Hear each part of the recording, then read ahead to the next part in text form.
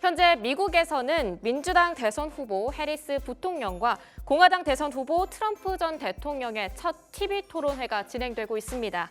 우리나라 기준으로 오늘 오전 10시부터 시작됐는데 90분간 진행된다고 합니다. 어제 해리스 테마주로 꼽히는 마리화나 관련주들 일제히 주가 랠리 펼쳤는데요. 무엇보다 트럼프 후보가 자신의 SNS 계정에 마리화나 소량 사용에 대한 우호적인 입장을 밝힌 게 큰 몫을 했습니다. 그만큼 오늘 토론 내용에서 시장을 주도하는 테마, 그 힌트 얻어갈 수 있을 것 같은데요. 자세한 내용은 런치박스 통해서 알아보시고요. 오늘의 증시 상황 먼저 열어보도록 하겠습니다.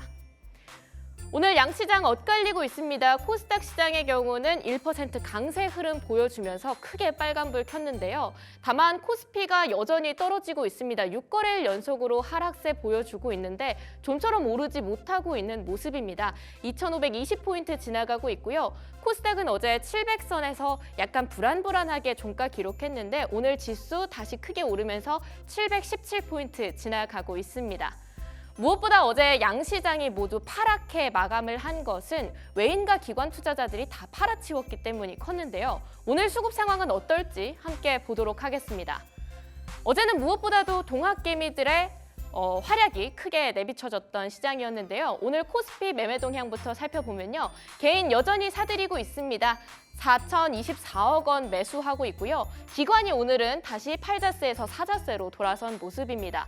564억 원 매수 우위 보여주고 있습니다. 반면 발길을 돌린 외인들의 수급이 좀처럼 돌아오지 못하고 있습니다. 오늘도 4,730억 원 매도 우위 기록 중입니다. 코스닥 시장에서의 매매 동향도 함께 보도록 하겠습니다. 오늘 코스닥 시장에서의 매매 동향 살펴보시면요. 외인과 기관이 함께 나란히 사자세 보여주고 있습니다.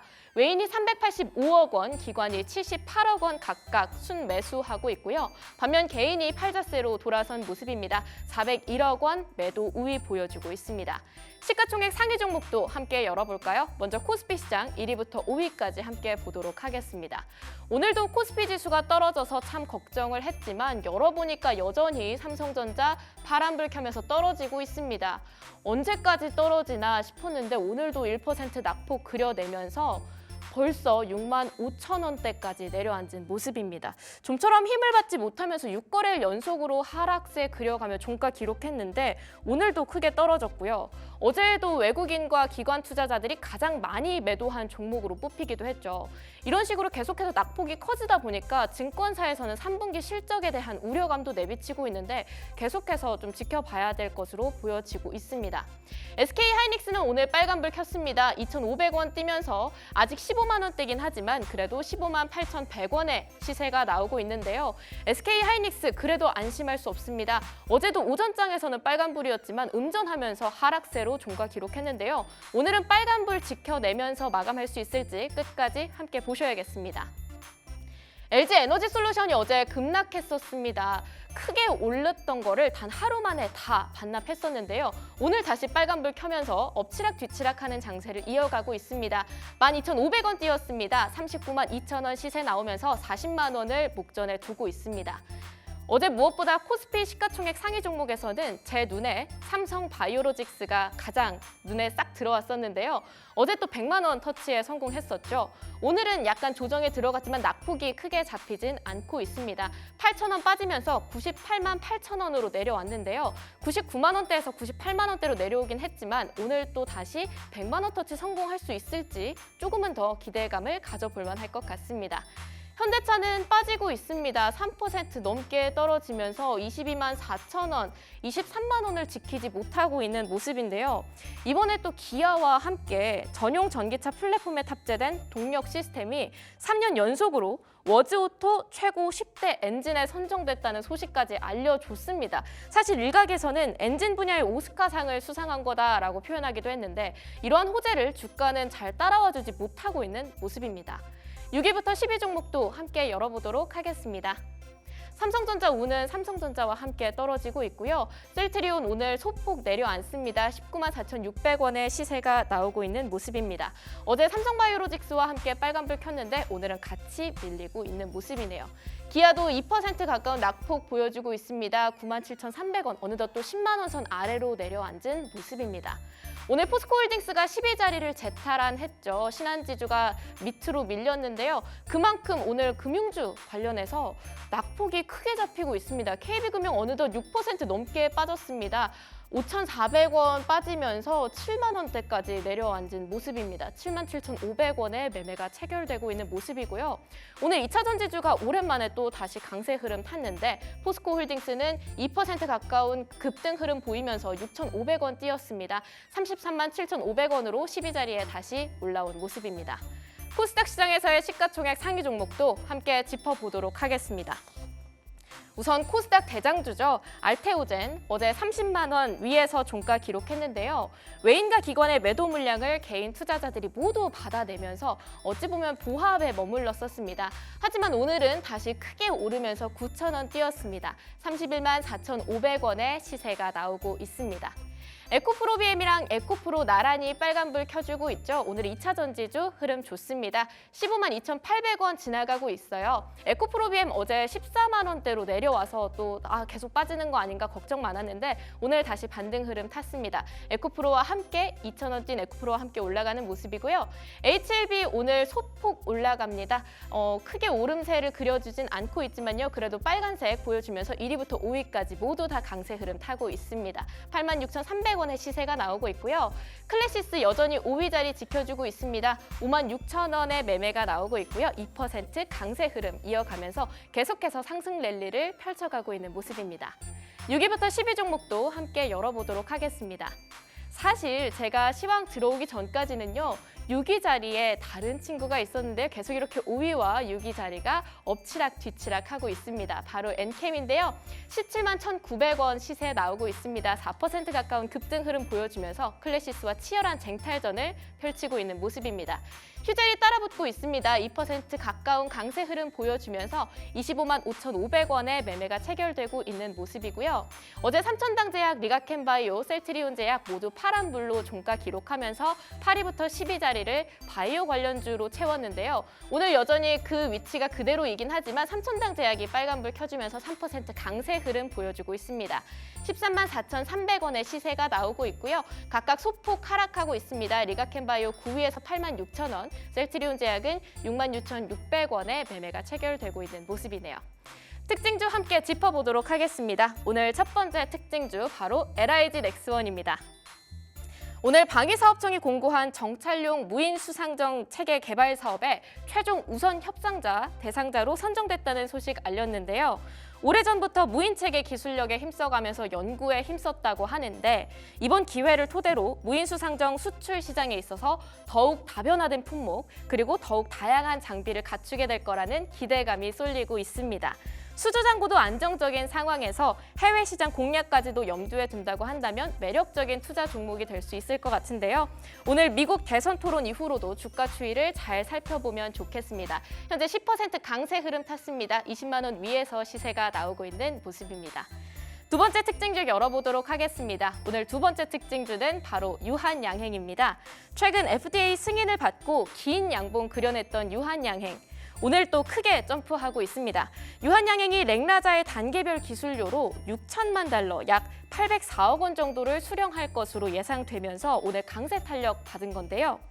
단계별 기술료 따로 거기에 로열티까지 추가로 받는다고 합니다.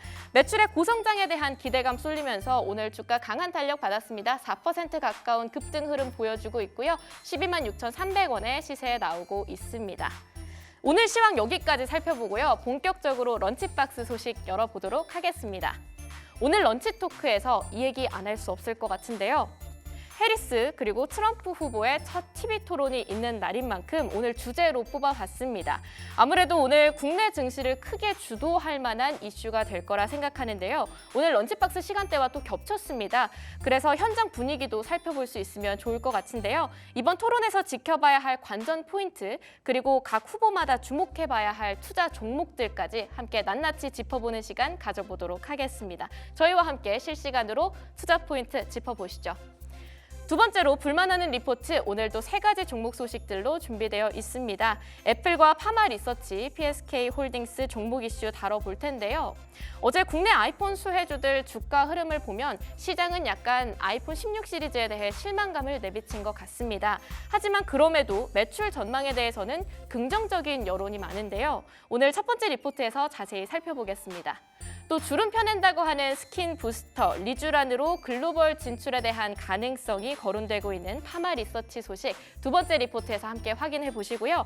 마지막으로 HBM 관련주 PSK 홀딩스 전망까지 함께 짚어보겠습니다. 마지막으로 기막힌 투자 한 끼 시간에서는요. 오늘도 세 가지 다뤄볼 텐데요. 삼성전자와 바이오, 방산 이렇게 세 가지 이슈 다뤄보겠습니다.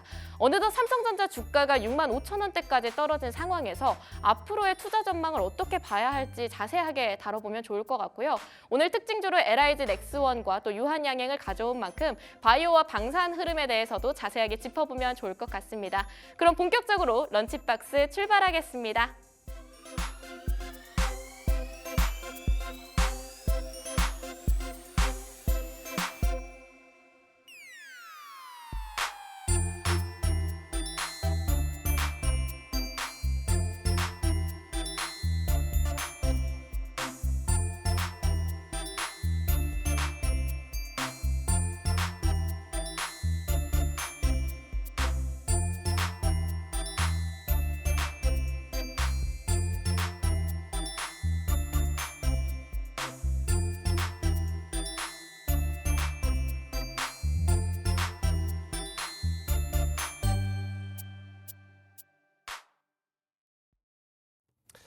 자, 미국 대선 토론을 기다리셨던 분들도 꽤 많을 겁니다. 그래서인지 저희 동접자도 살짝은 조금 줄어드는 그런 상황이에요.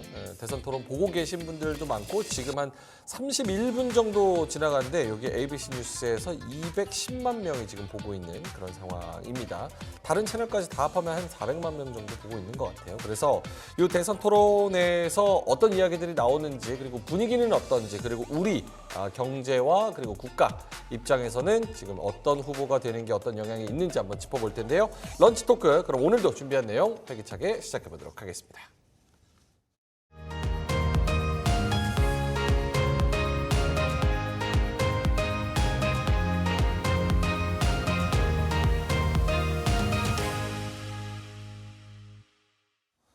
자, 미국 대선 토론, TV 토론이 진행이 되고 있습니다. 해리스 대 트럼프, 트럼프 대 해리스 TV 토론 누가 웃을까? KR 리서치의 김대준 대표님 그리고 유튜버이자 작가인 돈쌤 정현두님과 함께 이야기 나눠보겠습니다. 두 분 어서 오세요. 네, 안녕하십니까? 네, 반갑습니다. 자, 일단은 지금 앨리스 정님께서도 디베이트 30분 본 소감, 해리스가 선생님 같고 트럼프가 핑계대는 학생 같다 이렇게 말씀을 해주신 만큼 저도 지금 라이브로 계속 보는데 해리스가 생각보다 굉장히 준비를 많이 해왔고 굉장히 여유 있게 굉장히 잘합니다. 저는 트럼프한테 기에 많이 눌릴 줄 알았는데 오히려 트럼프가 조금 더 뭐 진중함을 강조하려고 그런 건지 모르겠지만 오히려 조금 쪼들리는 느낌? 트럼프 후보가 토론 태도가 바뀌었어요. 그러게요. 기존 같은 경우는 조금 옆으로 삐딱하게 앉아서 이제 그 상대방을 비난하거나 네. 또는 중간에 말을 자르거나 뭐 이런 형태의 토론들을 많이 했었지 않습니까? 근데 오늘 같은 경우에 지금 아직 중반이긴 하지만 다 듣고 나서 자기 의견을 강하게 피력하는 형태를 봐서는 준비를 많이 한 것 같습니다. 그러니까요. 네. 이 트럼프가 바이든 때도 약간 이 마케팅 전략을 아예 바꿔서 그렇죠. 조금 더 경청하고 중도를 아우르고 그리고 극적인 그런 멘트들을 안 하면서 중도를 흡수하자. 이게 전략이었는데 네. 지금 해리스랑 이렇게 비교돼서 나오다 보니까 해리스가 좀 젊은 느낌의 에너제틱한 느낌이고 네. 트럼프는 오히려 또 나이 든 느낌을 확 받아요. 일단 뭐 사진만 봐도 네. 완전히 바뀌어버렸죠. 예전에는 이제 바이든 때문에 굉장히 좀 4살 차이밖에 나지 않았지만 좀 젊어 보였었는데 이제 실제 나이 차이가 좀 많이 나지 않습니까?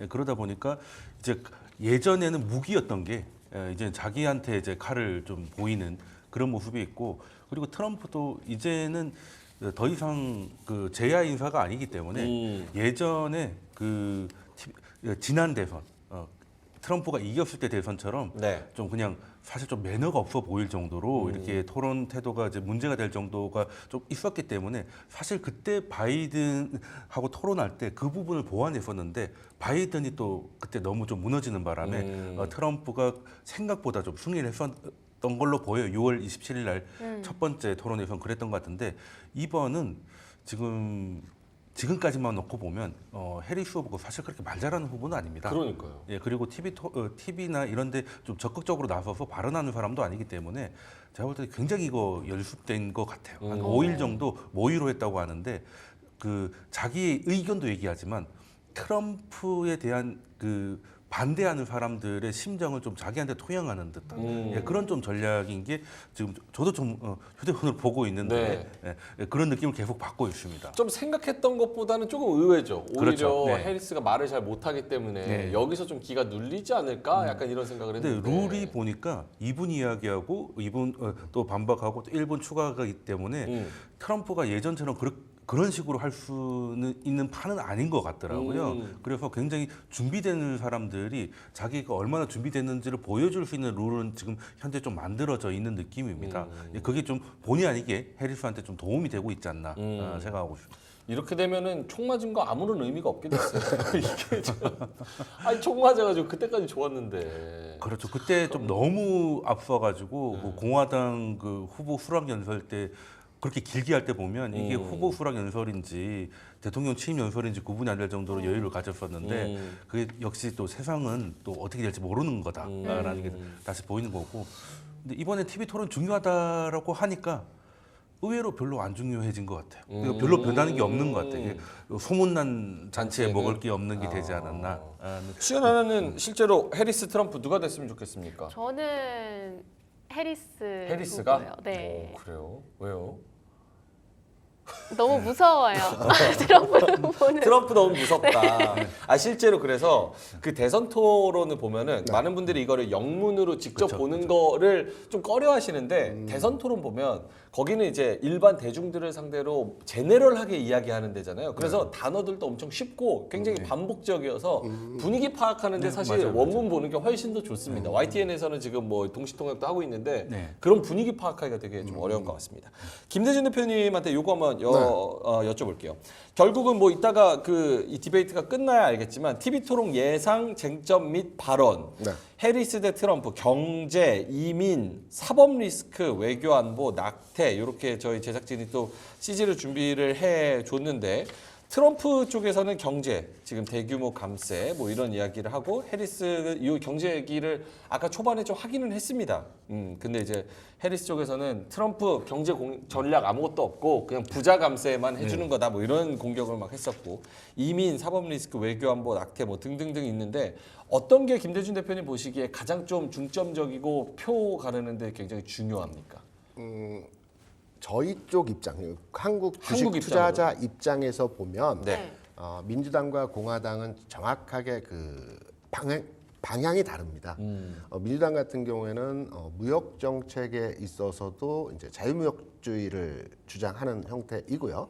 공화당 같은 경우는 보호무역 정책을 주장을 하죠. 그래서 정책적인 부분이 좀 다르고 금리적 측면에서도 다른 부분들이 진행이 되고 있어요. 그래서 통합적으로 말씀을 드리면 당 정책 중심에서의 그 기존 방향들에 대해서 판단을 해보게 되면 민주당의 후보가 되는 것이 국내 증시에 일부 도움이 될 수 있는 형태에서의 경제 정책이 진행될 수는 있습니다. 그런데 문제는 이제 트럼프 후보 같은 경우는 좀 변칙적이죠. 기존의 당의 정책과 본인이 추구하는 어떤 그 경제 정책이 다르거든요. 그래서 과거의 주가 흐름에 있어서도 트럼프 후보가 대통령 재임 시에 우리나라 주식시장이 나쁘지 않았습니다. 그리고 반대로 오바마 후보 그 당시 오바마 대통령이 이제 대통령 재임 시간에 국내에서는 오바마가 대통령이 됐을 때 국내 주식시장에 굉장히 훈풍이 불고 주가 상승할 것으로 다들 예상을 했었거든요. 왜냐하면 추구하는 방향의 정책들이 국내에서 바라고 있는 내용들과 많이 결부되는 내용에서의 흐름들을 많이 주장을 했거든요.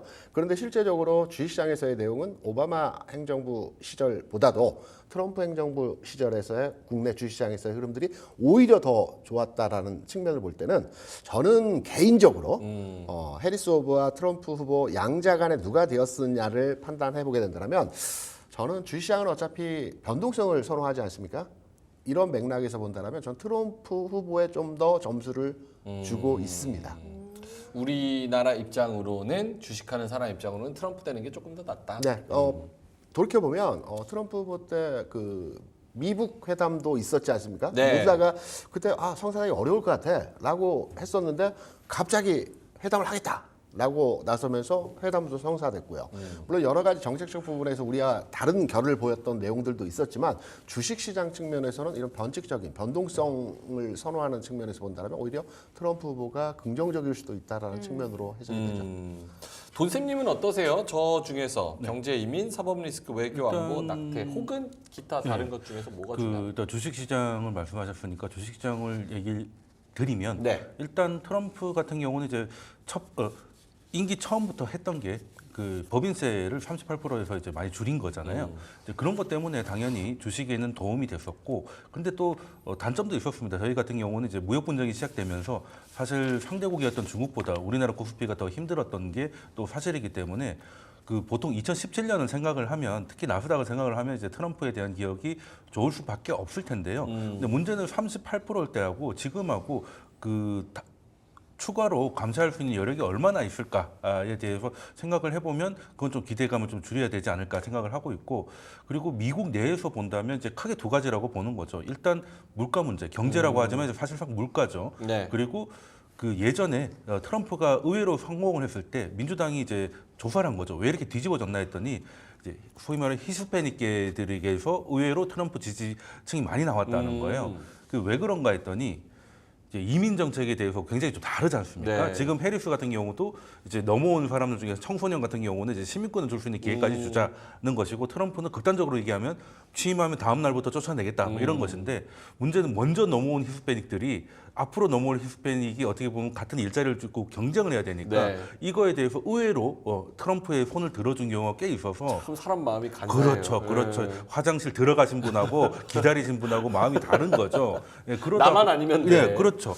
그 부분 때문에 사실 민주당이 다시금 흑인이나 히스패닉에 대한 보듬이 필요하다라고 생각을 했는데, 그게 가장 힘들었던 게 사실 물가 때문이에요. 물가. 그분들이 주급받아 사니까 한 주 벌어 한 주 사시는 분들이라서 물가 상승에 굉장히 힘들었었거든요. 그래서 사실은 해리스가 되기 전까지만 해도 흑인도 MZ 흑인 같은 경우에는 공화당의 지지가 높아지고 있었어요. 오히려. 예, 그랬는데 해리스가 딱 되고 나니까 지금 그래도 색깔이 비슷하고 해서 그런지 의외로 지지가 나와 버렸고, 경합주 중에 뭐 조지아라든지 펜실베니아나 이런 데는 흑인의 비중이 뭐 30%까지 가는 주가 있어서 의외로 반응을 했거든요. 그래서 저는 일단 미국 내에서는 첫 번째가 이민 문제다. 이민 문제인데 여기 해리스가 약간의 약점을 갖고 있지 않나는 생각을 좀 갖고 있어요. 갖고 있고, 우리하고는 크게 상관이 없을 수 있겠습니다만, 예, 그리고 저는 결론적으로 말씀드리면 해리스가 되든 트럼프가 되든 그게 중요한 게 아니라 의회랑 백악관이 나눠져야 된다고 봐요. 예, 그래야 한쪽 방향으로 못 가거든요. 그렇네요. 예, 그렇게 돼서 트럼프가 되면 이제 상하원을 이제 민주당이 가져가고, 그리고 이제 해리스가 되면 상하원 공화당이 가져가면 사실상 크게 움직일 일이 없으니까 불확실성이 좀 줄어들면서 오히려 미국의 대선이라는 큰 리스크가 별탈 없이 넘어갔다라고 돼서 시장에 우호적인 영향이 되지 않을까 생각을 하고 있습니다. 이 부분에 제가 첨언을 드리면 네. 이제 경제 정책이 국내 주식시장과 가장 연결점이 민감하지 않습니까? 네. 민주공화당의 이제 그 경제 정책적 방향이 달라요. 민주당은 보편적 복지, 보편적 부분을 강조하고요. 공화당은 선택적이거든요. 그러니까 어떻게 이제 미국에서 돈을 푸는 방식이 다르거든요. 유동성 공급은 시장에 유동성 공급하는 것 자체는 똑같습니다. 민주당 같은 경우는 바이든 정부를 말씀을 드릴게요. 바이든 행정부 시절에는 채권 금리를 올립니다. 금리를 올려서 채권을 매각하고요. 여기 매각된 채권에 대한 유동성이 발생한 재정을 가지고 정부에서 직접적인 그 공급을 합니다. 뭐 SOC 투자라든가 인프라 확대라든가 노후된 전력 설비에 대해서 교체를 하는 식으로 정부가 준비된 자금을 통해서 시장에 직접적인 공급을 하는 형태로의 진행을 하게 돼 있어요. 이때는 금리가 일부 상승, 하락보다는 상승의 여지가 크고요. 달러가 강세 현상을 보여주는 경우들이 많습니다. 반면에 트럼프 행정부 시절 공화당 측면에서의 흐름들을 보게 되면 직접적인 시장의 유동성을 공급하는 형태로의 진행을 합니다. 트럼프가 좀 특이하긴 했지만 예를 들어서 무제한 양적 완화라고 그래서 회사에 대해서 회사채를 무제한 사줬고요. 이걸 나중에 소각해버렸죠. 은행에 대해서 은행채를 무제한 사줘서 이걸 소각해버렸다. 그러면 금리가 내려가게 돼 있습니다.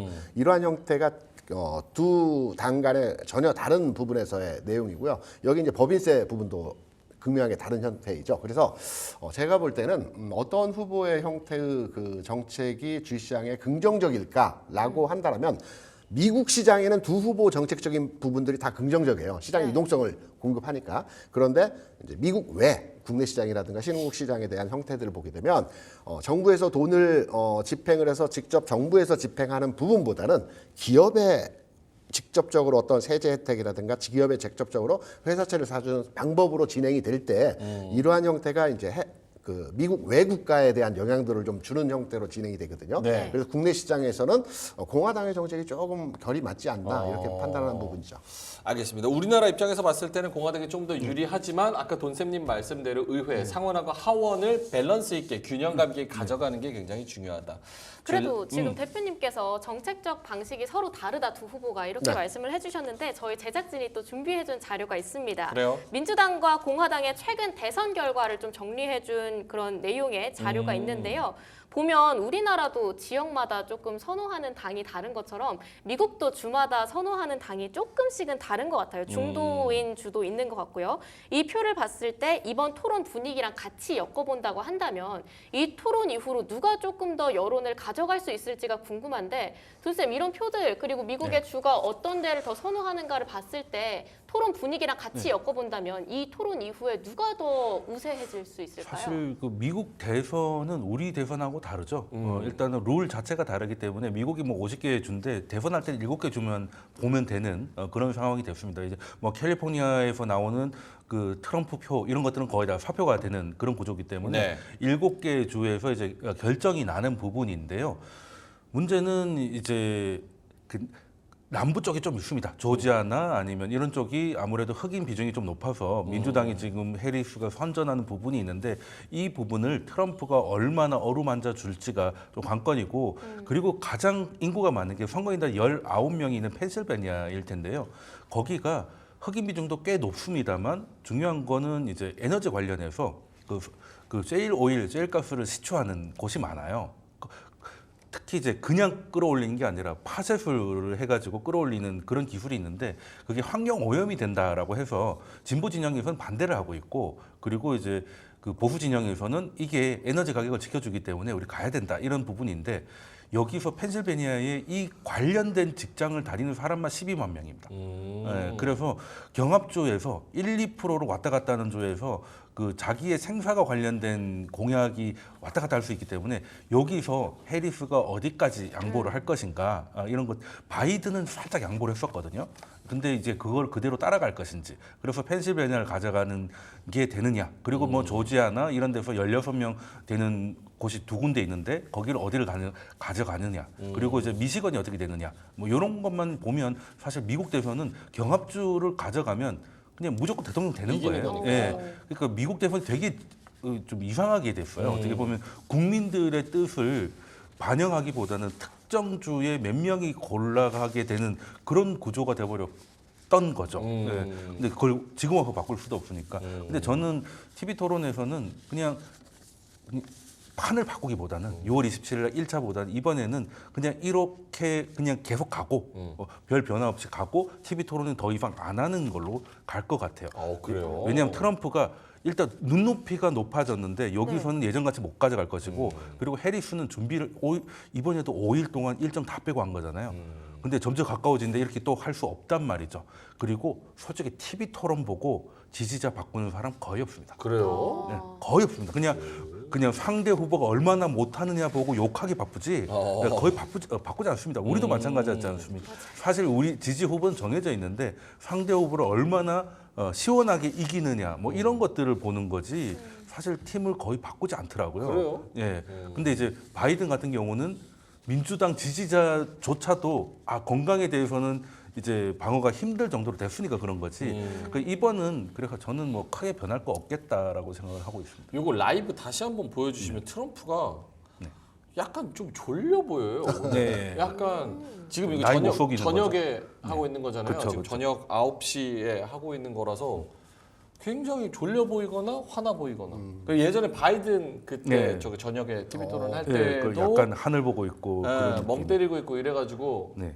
저녁에는 조금 그런데 아침에는 괜찮다. 뭐 이런 보좌관들의 이야기가 예, 나이 들으면 이제 아침잠이 있었잖아요. 없어지니까. 트럼프가 조금 졸려 보이는 거 아닌가? 졸려 보이거나 아니면 화나 보이거나. 그리고 예전보다 이제 그 텐션이 조금 내려간 듯한 그런 게 아니, 있는. 뭐 해리스가 말하고 있을 때는 눈꺼풀이 무거워요. 오. 이러고 있습니다. 지금도 무거워 보이시는데요. 좀 눈꺼풀이 무거워 보이는. 어찌됐건 트럼프 후보가 대통령이 되면 파월은 잘립니다. 오. 사이가 굉장히 안 좋거든요. 어. 그리고 이전에 그 트럼프가 대통령이 됐을 때 네. 트럼프가 이제 메시지를 이제 금리 인상을 시간을 두고 여유 있게 상황을 판단해서 인상을 하자라고 했었어요. 네. 근데 파월 의장이 때 공격적으로 금리를 인상해봤거든요. 이 충돌됩니다. 통화 정책하고 금리 정책이 파월 의장하고 굉장히 충돌되는 부분들이 많기 때문에 잘립니다. 그거는. 그럼 여기에 변수가 또 생기겠죠. 오케이. 알겠습니다. 자, 그러면은 뭐 지지율이나 요건 TV 토론 보고 나서 그리고 언론의 평가까지 같이 들어봐야 지지율 변화를 그렇죠. 알 수 있는 거라서 사실 지금 뭐 이랬다 저랬다 뭐 우리가 느낌적으로 판단하기는 매우 어려운 것 같고 파월 얘기 말씀을 하셨으니까 그러면 두 후보가 됨에 따라서 금리 인하에 대해서는 어떻게 됩니까? 그렇죠. 지금 시장에서 가장 핫 이슈가 그렇죠. 금리와 관련된 내용들이기 때문에 그래서 제가 한번 자료를 한번 만들어 봤습니다. 네. 요거 같이 보시면서 관련한 내용들을 한번 제가 설명해 드리도록 하겠습니다. 지금 보시면은 대략적으로 이제 미 국채 10년 수익률의 선 차트가 지금 보여지실 겁니다. 지금 보시면 이제 2000년 이후에 각 행정부 별로의 금리 상황에서의 이 선 차트로의 진행되는 상황이고요. 첫 번째로 2000년 초반에서 2019년까지 조지 부시 2세가 이제 집권했었죠. 이때 공화당이었습니다. 그리고 나서 9년부터 17년까지는 버락 오바마 민주당 대통령이 집권을 했었고요. 그리고 이제 트럼프 후보가 지난 2017년부터 21년까지 그리고 바이든 대통령이 현재 대통령 재임 중에 있습니다. 금리 상황을 보게 되면 민주당이 금리 인하에 긍정적이다 또는 공화당이 긍정적이다 이렇게 판단할 수는 없습니다. 각 행정부마다 시기마다 경제 상황에 따라서 금리가 오르고 내리고 하는 형태에서의 모습들을 많이 보여줬거든요. 근데 지수적 측면, 그러니까 우리 시장과 연동해서 미국 시장의 흐름이 어떠했는가를 판단해 보게 된다라면 조지 부시 2세 공화당이 집권했을 때의 주식 시장이 상당히 좋았어요. 물론 이제 중간에 금융위기나 외적 변수가 있었지만 이 외적 변수를 제외하고서 보더라도 그 조지 부시 2세 때 이제 주시장에서의 전체적인 그러니까 조금 전에도 말씀드렸지만은 미국에서의 정책적 방향이 조금씩 다른 부분들이 이제 발현되면서 이런 부분들이 형성이 됐다고 보고 있고요. 네. 특이한 점은 여기 중간에 보시면 이제 트럼프 시절에 금리가 급격하게 하락을 했고 주식 시장 자체도 5,500포인트에서 13,500까지 나스닥 지수 기준으로 해서 굉장히 큰 폭의 상승이 나타났죠. 제가 아까 좀 전에 트럼프 후보가 이제 변칙적이지만 변동성을 좋아하는 주식시장에서는 이를 더 선호할 가능성이 있다라는 측면에서의 말씀을 드렸었죠. 이런 부분들이 국내 주식시장에서도 저는 오히려 트럼프에 대한 이제 부정적인 뭐 전기차라든가 등등의 여러 가지 내용에 대해서 부정적인 이슈로의 내용들을 판단하고 있지만 이미 드러난 내용을 가지고 그대로 정책을 수반해서 시행하지는 저는 않을 것으로 판단하고 있어요. 왜? 너무 변칙적인 분이기 때문에. 그래서 오히려 시장 친화적인 특히 부동산 사업을 크게 했었지 않습니까? 네. 부동산 사업을 하다 보니까 금리가 내려가는 것을 선호합니다. 그리고 달러가 약세, 그러니까 자산 가치가 올라가는 걸 선호하기 때문에 달러가 또 약세되는 것을 선호합니다. 그러면 국내 주식시장 기준으로 해서 판단을 해보게 되면 미국의 금리가 내려가면 국내 주식시장에 우호적이고요. 달러가 약세로 가게 되면 마찬가지로 국내 주식시장에도 우호적 현상이 나타날 수 있기 때문에 트럼프 후보가 돼서 전기차 뿐만 아니고 네. 다른 산업에 대해서도 기존에 추진했던 방안, 방침과는 좀 다른 결을 달리해서 진행할 가능성이 높고요. 국내 주시장에서는 트럼프 후보의 어떤 형태가 좀 더 그렇죠. 우호적이지 않을까 이렇게 판단합니다. 억지로 이제 금리 내리라고 이제 저기 연준 의장도 막 불러들이고 막 이러니까. 근데 지금은 그렇게 예전에는 그 실제 그 파월을 자를 만한 법적 근거를 한번 찾아봐라 그런 얘기도 실제로 했었던 네네. 분이긴 한데 근데 지금은 파월이 이미 더 하락적으로 방향을 잡아놨기 때문에 지금 굳이 뭐 그 얘기를 할 필요는 없는 상황이 됐고요. 물론 뭐 재지명을 할지는 잘 모르겠습니다. 안 할 가능성도 꽤 있는데 사실 옐런 같은 경우도 후보 때 하도 이제 자르겠다고 해가지고 당선되고 나니까 옐런이 당시 의장이 꽤 마음에 들어 연임하고 싶었는데 사실 말한 게 있어서 그냥 할 수밖에 없었다라는 얘기도 있었기 때문에 저는 뭐 일단 금리가 인하 방향을 잡았기 때문에 뭐 크게 뭐 예전처럼 파월하고 이렇게 문제가 될 가능성은 별로 없고요. 특히 이제 파월의 특성상 늦는 대신에 좀 강하게 가기 때문에 나중에는 만약에 뭐 해리스가 되고 네. 혹은 의회를 민주당이 가져가게 된다면 트럼프가 된다 하더라도 그렇다면 의외로 저는 미국에서 좀 과한 완화가 나올 가능성도 좀 있다. 그래서 물가가 다시금 올라가는데 파월은 좀 느리잖아요. 네. 그러니까 이제 턴을 했기 때문에 그 다시 턴하는데도 시간이 걸려서 그때는 오히려 그 유동성 장세가 잠깐 올 가능성도 저는 조금 있다고 봅니다. 그래서 그 트레이딩에 강한 분들은 오히려 해리스나 뭐 민주당의 하원이 오히려 기회를 줄 수도 있겠다. 물론 그러고 나서 물가가 다시 오른다면 뒤늦게 파월이 혹은 연준이 다시 금리를 올린다면 그때는 추세적 긴축이 들어가면 이번 사이클은 종료될 거라고 보는데 그 전에 한번 파티가 있을 수도 있겠다는 생각을 좀 갖고 있습니다. 어찌 보면 지금 후보별로 금리 인하 그리고 달러 약세가 일어날 가능성에 대해서 좀 두 분이 짚어주셨는데 네. 이 자료도 좀 함께 보시죠. 미국 대선 후보별 수혜 업종 전망에 대해 다룬 자료가 있습니다. 네. 보면 해리스 후보가 된다고 한다면 2차 전지나 신재생 에너지, 헬스케어 이런 업종이 좀 큰 수혜를 받아갈 것 같고요. 트럼프가 만약에 된다고 한다면 방산이나 조선 쪽 섹터를 좀 지켜보면 좋을 것 같은데 다시 한번 정리를 해볼까 해요. 각 후보별로 수혜를 받을 수 있는 업종, 주목해야 될 섹터가 있다면 어떤 것들이 있을지 돈쌤께서 한번 정리해 일단 주실 수 있을까요? 우리는 아무래도 2차 전지 얘기가 가장 많이 나올 겁니다. IRA 관련해 가지고 뭐가 있기 때문에 특히 IRA 같은 경우가 결국 이제 두 가지의 예산의 84%를 다 쓰고 있어요. 그게 어떤 거냐면 이제 그 에너지 안보하고 기후 변화 대응에 대해서 이제 예산을 거의 다 쓰고 있거든요. 그러면 기후 변화라는 건 이제 신재생을 좀 더 밀어붙이겠다. 지금 분위기가 많이 죽어버렸는데 다시금 불을 지피겠다가 될 것이고 그리고 2차 전지 같은 경우도 지금 해리스 같은 경우는 뭐 자기가 부통령일 때 통과된 거기 때문에 계속 갈 것인데 뭐 트럼프는 지금 줄이겠다고 공언하고 있으니까 이것 때문에 영향을 받을 거라고 얘기가 가장 많이 나오고 있고 근데 저는 일단 부통령 시절에 해리스가 좀 힘을 썼던 게 어떤 건가 보면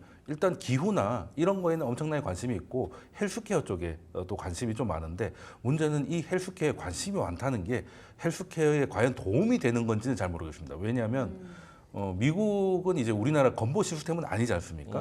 그러니까 메디케어 같은 게 좀 있는데 미국 같은 경우는 이제 그 약값 같은 것들을 이제 민간 보험사들이 각각 이제 네고시에이션을 하는데 네네. 거기서 메디케어가 제일 먼저 우선권을 주겠다는 거죠. 그렇게 되면 이제 약값을 아무래도 좀 낮게 받아야 되는 압력이 높아질 거거든요. 그러면 과연 이게 헬스케어에 좋은 것인가에 대한 의문이 좀 생길 수도 있는 것이고요. 일단 헬스케어에 대해서 전반적으로는 좋지만 나쁜 것도 조금 있고 트럼프 같은 경우는 고립주의자니까 동맹을 가지고 어디 압박을 하는 게 아니라 직접 가서 뭐 김정은 직접 만난다든지 뭐 이런 식으로 이런 식의 1대1 소위 말하는 이제 맞다이를 하기 때문에 그러려면 항공모함 이런 것보다 새로운 무기가 필요할 것이니 방산 같은 게 당연히 필요할 것이고 그리고 거기에 관련된 조선도 방산이니까 그리고 트럼프가 되면 우주나 항공우주, 방산, 조선 쪽은 좋을 수밖에 없겠다는 생각은 좀 갖고 있습니다. 그럼 대표님께서는 각각 후보별로의 대응 전략을 어떻게 짜는 게 좋겠다고 시장에서는 뭐 생각하시나요? 조선, 방산, 전기차 이렇게 네. 나누어서 판단하지 않습니까? 근데 전 좀 다른 각도로 다른 판단을 각도? 했어요. 뭐냐면 아까 좀 전에 민주당, 공화당 얘기도 했지만 해리스 후보 같은 경우는 무역 정책에 있어서 다자간 무역 협정을 중시하면서 그 자유무역을 추진하는 형태에서의 방향을 가지고 있어요. 그 트럼프 후보 같은 경우는 보호무역이죠. 이게 뭐냐면 중국과 관련된 내용입니다. 중국 때리기를 계속 할 것이냐, 중국에 대해서 또 완화된 제스처를 취할 것이냐 이 부분인데요. 해리스 후보 같은 경우는 좀 더 완화된 취지에서의 그 중국 때리기가 좀 덜 할 것 같아요. 반면에 트럼프는 계속 중국 때리기를 시전할 것 같죠. 네. 그래서 중국 경기가 좀 더 살아나는 가운데서 국내 주식시장에서 훈풍이 불 수 있는지 아니면 중국 때리기가 계속적으로 진행되면서 중국과 견제된 상태에서 지금까지의 주식시장 모습과 유사한 형태로 진행될지 이 부분이 관전 포인트일 것 같고요. 제가 아까 이제 트럼프 후보가 됐을 때 변칙적이기 때문에 주식시장의 변동성이 살아나고 변동성에 의한 시장의 뭐 활성화가 일어날 것이라는 긍정적인 부유를 말씀드렸는데 네. 또 다른 각도에서 본다면 해리스 후보가 되더라도 중국에 대한 일부 완화된 어떤 제스처, 견제, 완화된 제스처를 보여줄 수 있기 때문에 중국 경기가 좀 살아나면 거기에 대한 우리나라 낙수 효과에 의한 산업 경기의 호전도 기대해 볼 수가 있겠죠. 그래서 지금은 누가 되더라도 또 거기에 따른 전략적인 종목과 업종의 흐름이 바뀔 수 있는 내용들이 국내에 많이 있거든요. 네. 그래서 우리는 지금 누가 될 것이라 예상해서 거기에 대한 투자를 하는 것보다도 네. 누가 됐을 때 거기에 대한 대응을 하는 형태로의 시장 그 전망과 전략이 필요하지 않겠나 이렇게 생각을 합니다. 알겠습니다. 그래서 뭐 사러 그러게요. 저는 이제 해리스 후보가 되면 경기 민감주를 사야 된다. 경기 민감주. 네. 그리고 트럼프 후보가 된다라고 한다라면 뭐 앞서 나와 있는 여러 가지 섹터의 종목. 경기 민감주 엄청 많잖아요. 철강, 조선, 뭐 자동차도 있고 반도체도 반도체도. 있고 엄청 많잖아요. 석유화학하고 유통 쪽을 봐야 되겠죠. 그러니까 석유화학은 뭐 금호석유, 롯데케미칼, 뭐 대한유화 같은 종목들, 1차 소비재 산업 생산품을 만드는 회사들이고요. 네. 유통은 이제 백화점 회사들도 긍정적으로 경기 민감, 그러니까 흐름이 개선될 거고 항공주도 또 같이 봐야 될 겁니다. 오케이, 알겠습니다. 어떻게 마무리를 좀 할까요? 네, 두 분 어떻게 좀 예측을 해보자면 누가 될 것 같으세요? 그냥 캐주얼하게. 뭐 제 친구가 이제 미국 시민, 그러니까 투표권이 있는 친구가 있어요. 투표권. 아, 그래서 물어봤어요. 그랬더니 네. 야 요즘에 해리스가 많이 올라온 것 같더라. 어떠냐 시장 분위기는 전체 분위기는. 야 샤이 트럼프 무시 못한다. 숨어 있는 트럼프 후보 지지자들이 그렇게 많다랍니다. 자기가 드러냈고 지지를 못하지만 숨어 있는 샤이 트럼프가 많기 때문에 이번에 트럼프에 대한 우세를 뭐 제 친구는 표본이 작긴 하지만 그렇게 생각하고 있더라고요. 트럼프. 저도 아직은 트럼프입니다. 그래요? 네. 해리스는 지금 제가 봤을 때 트럼프 혐오 이상의 전략을 못 내놓고 있어요. 네, 트럼프를 정말 싫어하는 사람들이 있습니다. 그 미국의 MZ들도 특히 이제 여성분 같은 경우는 이제 정책 같은 것보다 트럼프가 너무 그냥 감정적으로 싫어서 하는 분들도 시원하면 있고. 네, 비슷합니다. 너무 싫대잖아요. 예, 그 인터뷰에서 자주 보이는 학을 때요, 모습이에요. 학을 때. 왜 싫어요 하면 그냥 싫어요, 그냥 너무 싫어요 이렇게 되는 거기 때문에 사실 그것도 이제 정치인이 갖고 있는 숙명인데 이제 그런 부분에 있어서 이거를 좀 넘어가야 되는데 트럼프가 싫지만 왜 해리스여야 되느냐는 약합니다.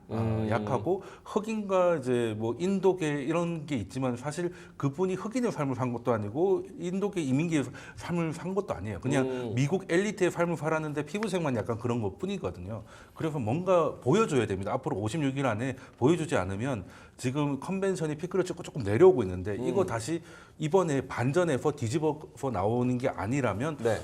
조금 해리스는 이제 좀 석패를 하게 될 가능성이 있지 않을까 생각을 하고 있습니다. 그럼 두 알겠습니다. 분은 트럼프, 저는 해리스, 앵커님은? 저는 누가 되든 세계 평화가 찾아왔으면 좋겠습니다. 예, 다 싸우지 말고 전쟁은 안 전쟁도 안 일어나겠죠. 나고 다 이렇게 평화롭게 살았으면 좋겠어요. 이래야 진행을 하는 거군요. 자, 그러면 두 분의 마무리 한마디씩 들어보면서 이제 좀 클로징을 하겠습니다. 돈쌤님부터. 네, 일단 어느 후보가 되느냐보다 불확실성 자체가 세기 때문에 아. 빨리 끝났으면 좋겠다 말씀드립니다. 그러니까 저도 이게 좀 핵심이라고 보는데 누가 되든 간에 그렇죠. 한 명이 앞서가면 그렇죠. 거기 맞춰서 뭔가 전략을 짤 맞습니다. 텐데 비등비등하고 하니까. 어딘 또 앞선다 그러고 새로운 사람 나오고 막 이러니까 오히려 우리 같이 주변에 사이드에 있는 나라들은 어디에 발맞춰야 될지 너무 고민이 많으니까. 불확실성이죠. 그게. 불확실성. 알겠습니다. 김대준 대표님은요? 뭐 양 후보 접근법은 다르지만 한 목소리를 내고 있는 게 경기 부양이거든요. 경기 민감주에 대해서도 이제 봐야 될 때가 아닌가라고 생각합니다.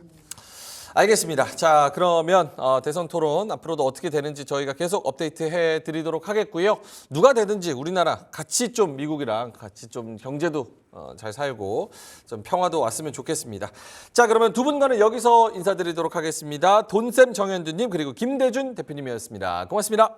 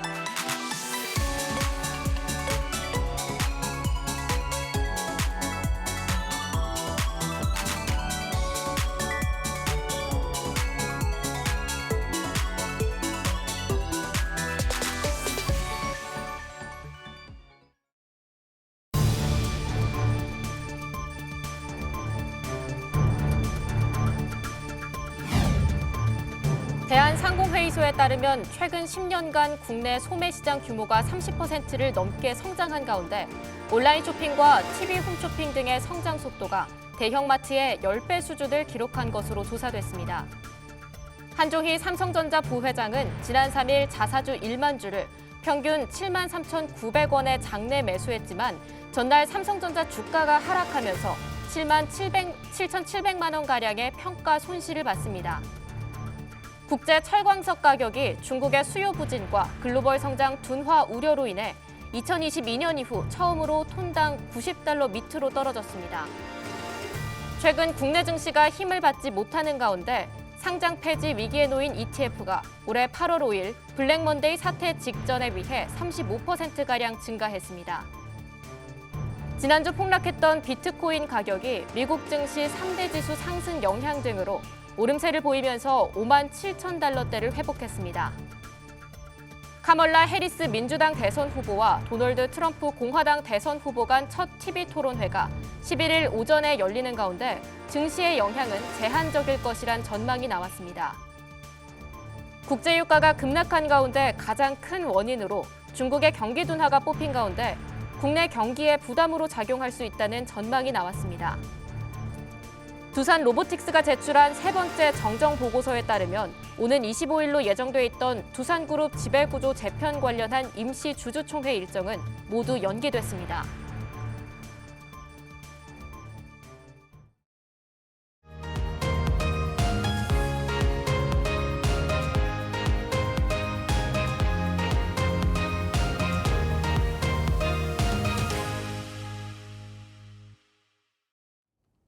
런치박스 두 번째 코너, 불만나는 리포트 시간입니다. 오늘도 주식장에서 핫하게 다뤄질 이슈들 더욱 뜨겁게 불만내주실 기업공시연구소 변영인 대표와 함께하도록 하겠습니다. 대표님 안녕하세요. 네, 반갑습니다. 네, 오늘 첫 번째 소식 애플 관련해서 자세하게 다뤄볼 텐데요. 메리츠증권에서 나왔습니다. 애플의 첫 인텔리전스가 탑재된 아이폰 16 시리즈 어제 출시됐는데 시장 반응이 좀 냉담했던 것 같기도 하고요. 실망했던 것 같기도 하고요. 그래도 당장은 또 좋게 보는 시선도 있는 것 같아요. 근데 무엇보다도 네. 인텔리전스가 이번에 베타 버전으로 나온다고 했잖아요. 10월쯤에. 네. 이 부분에서도 약간 실망감이 보여지고 있는 것 같은데 이번 아이폰 16에 대한 시장 수요 그리고 앞으로의 매출 전망 어떻게 짚어봐야 할까요? 네. 우선 어제 아이폰 16 시리즈가 출시가 됐고 이제 공개가 됐는데 여기도 해서 이게 세런 효과 때문에 주가가 좀 빠진 것인가라고 좀 생각을 할 수 있겠죠. 근데 다만 가장 중요한 핵심이 좀 이 리스크 요인으로 좀 부각되지 않았나. 우리 앵커님께서 좀 언급을 해주셨던 것처럼 네. 인텔리전스에 대한 탑재가 이번 아이폰 16 출시와 맞물려서 진행되는 것이 아니라 베타 버전은 다음 달. 그러니까 여기서 정상화 버전까지는 한 12월. 그러니까 연말까지 해당되는 어떤 소프트웨어 업데이트 어떤 반영 이 부분도 명확하게 좀 된다 안 된다라는 부분들보다 뭐 이렇게 될 것이다라는 어떤 추정치만 좀 나와 있는 상태고요. 네. 가장 중요한 포인트가 지금 우리가 이 애플이 시장의 선정 관점에서 중국 시장을 타깃으로 할 수밖에 없는데 여기에 관련된 언어 모델에 대한 지원이 연내에는 영어까지만 가능하다. 내년까지 기다려야 되는 그렇죠. 거죠? 중국어 버전은 2025년도. 네. 그런데 공교롭게도 또 한국은 2025년도에도 그 해당 리스트에 없어요. 이 부분은 2026년도에도 나오는 것인가 해당되는 일자도조차도 언급되지 못했던 점. 이런 것들을 종합해 봤을 때 과연 이 아이폰 16 시리즈가 잘 나왔는데 이게 시장에서 초기에 얼마만큼 흥행 기조를 좀 이어갈 수 있을까? 네. 그러니까 본론만 좀 말씀을 드리면 이 부분에 대한 어떤 우려감들이 가장 크게 좀 작용하지 않았나라고 좀 보고 있고요. 내용을 좀 보면 AI 출시는 예상대로, 가격 동결은 서프라이즈. 그러니까 굉장히 좀 긍정적인 평가를 했는데 우리는 항상 제가 강조드리는 게 있어요. 리포트의 좋은 면만 보는 것이 아니라 객관적인 사실, 객관적인 어떤 판단 지표만 보고 나름의 판단 기준을 세워야 된다. 그래서 네. 이 부분이 좋다 나쁘다 막연하게 해당되는 내용들이 다 좋으니까 아 좋은 거구나 이게 아니라 해당되는 어떤 팩트, 리스크 요인들을 찾아서 이 부분이 시장이 얼마만큼의 큰 영향도라든가 해당되는 이 리스크 요인들이 조금 더 잠겨될 경우에 주가 영향도는 얼마만큼 더 이어질까 이런 것들을 계속해서 우리가 좀 유추해야 되는 그런 네. 부분들로 좀 접근하는 것이 좀 맞지 않을까라고 보고 있고요.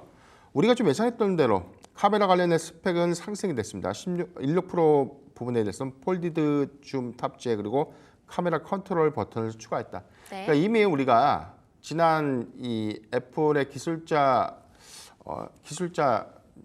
연구협회인가요? 저 갑자기 좀 생각이 안 나요. WWDC죠. 네. 기술자 포럼에서 좀 이야기했던 그런 부분들에서 보면은 해당 데서는 갑자기 뭐 여기서 뭐 사양 관련된 부분들은 상당히 좀 업데이트가 될 수 있고 소프트웨어와 관련된 사양을 구체적으로 좀 구현하기 위해서 성능이 좀 더 업데이트 될 수 있다. 업그레이드 될 수 있다.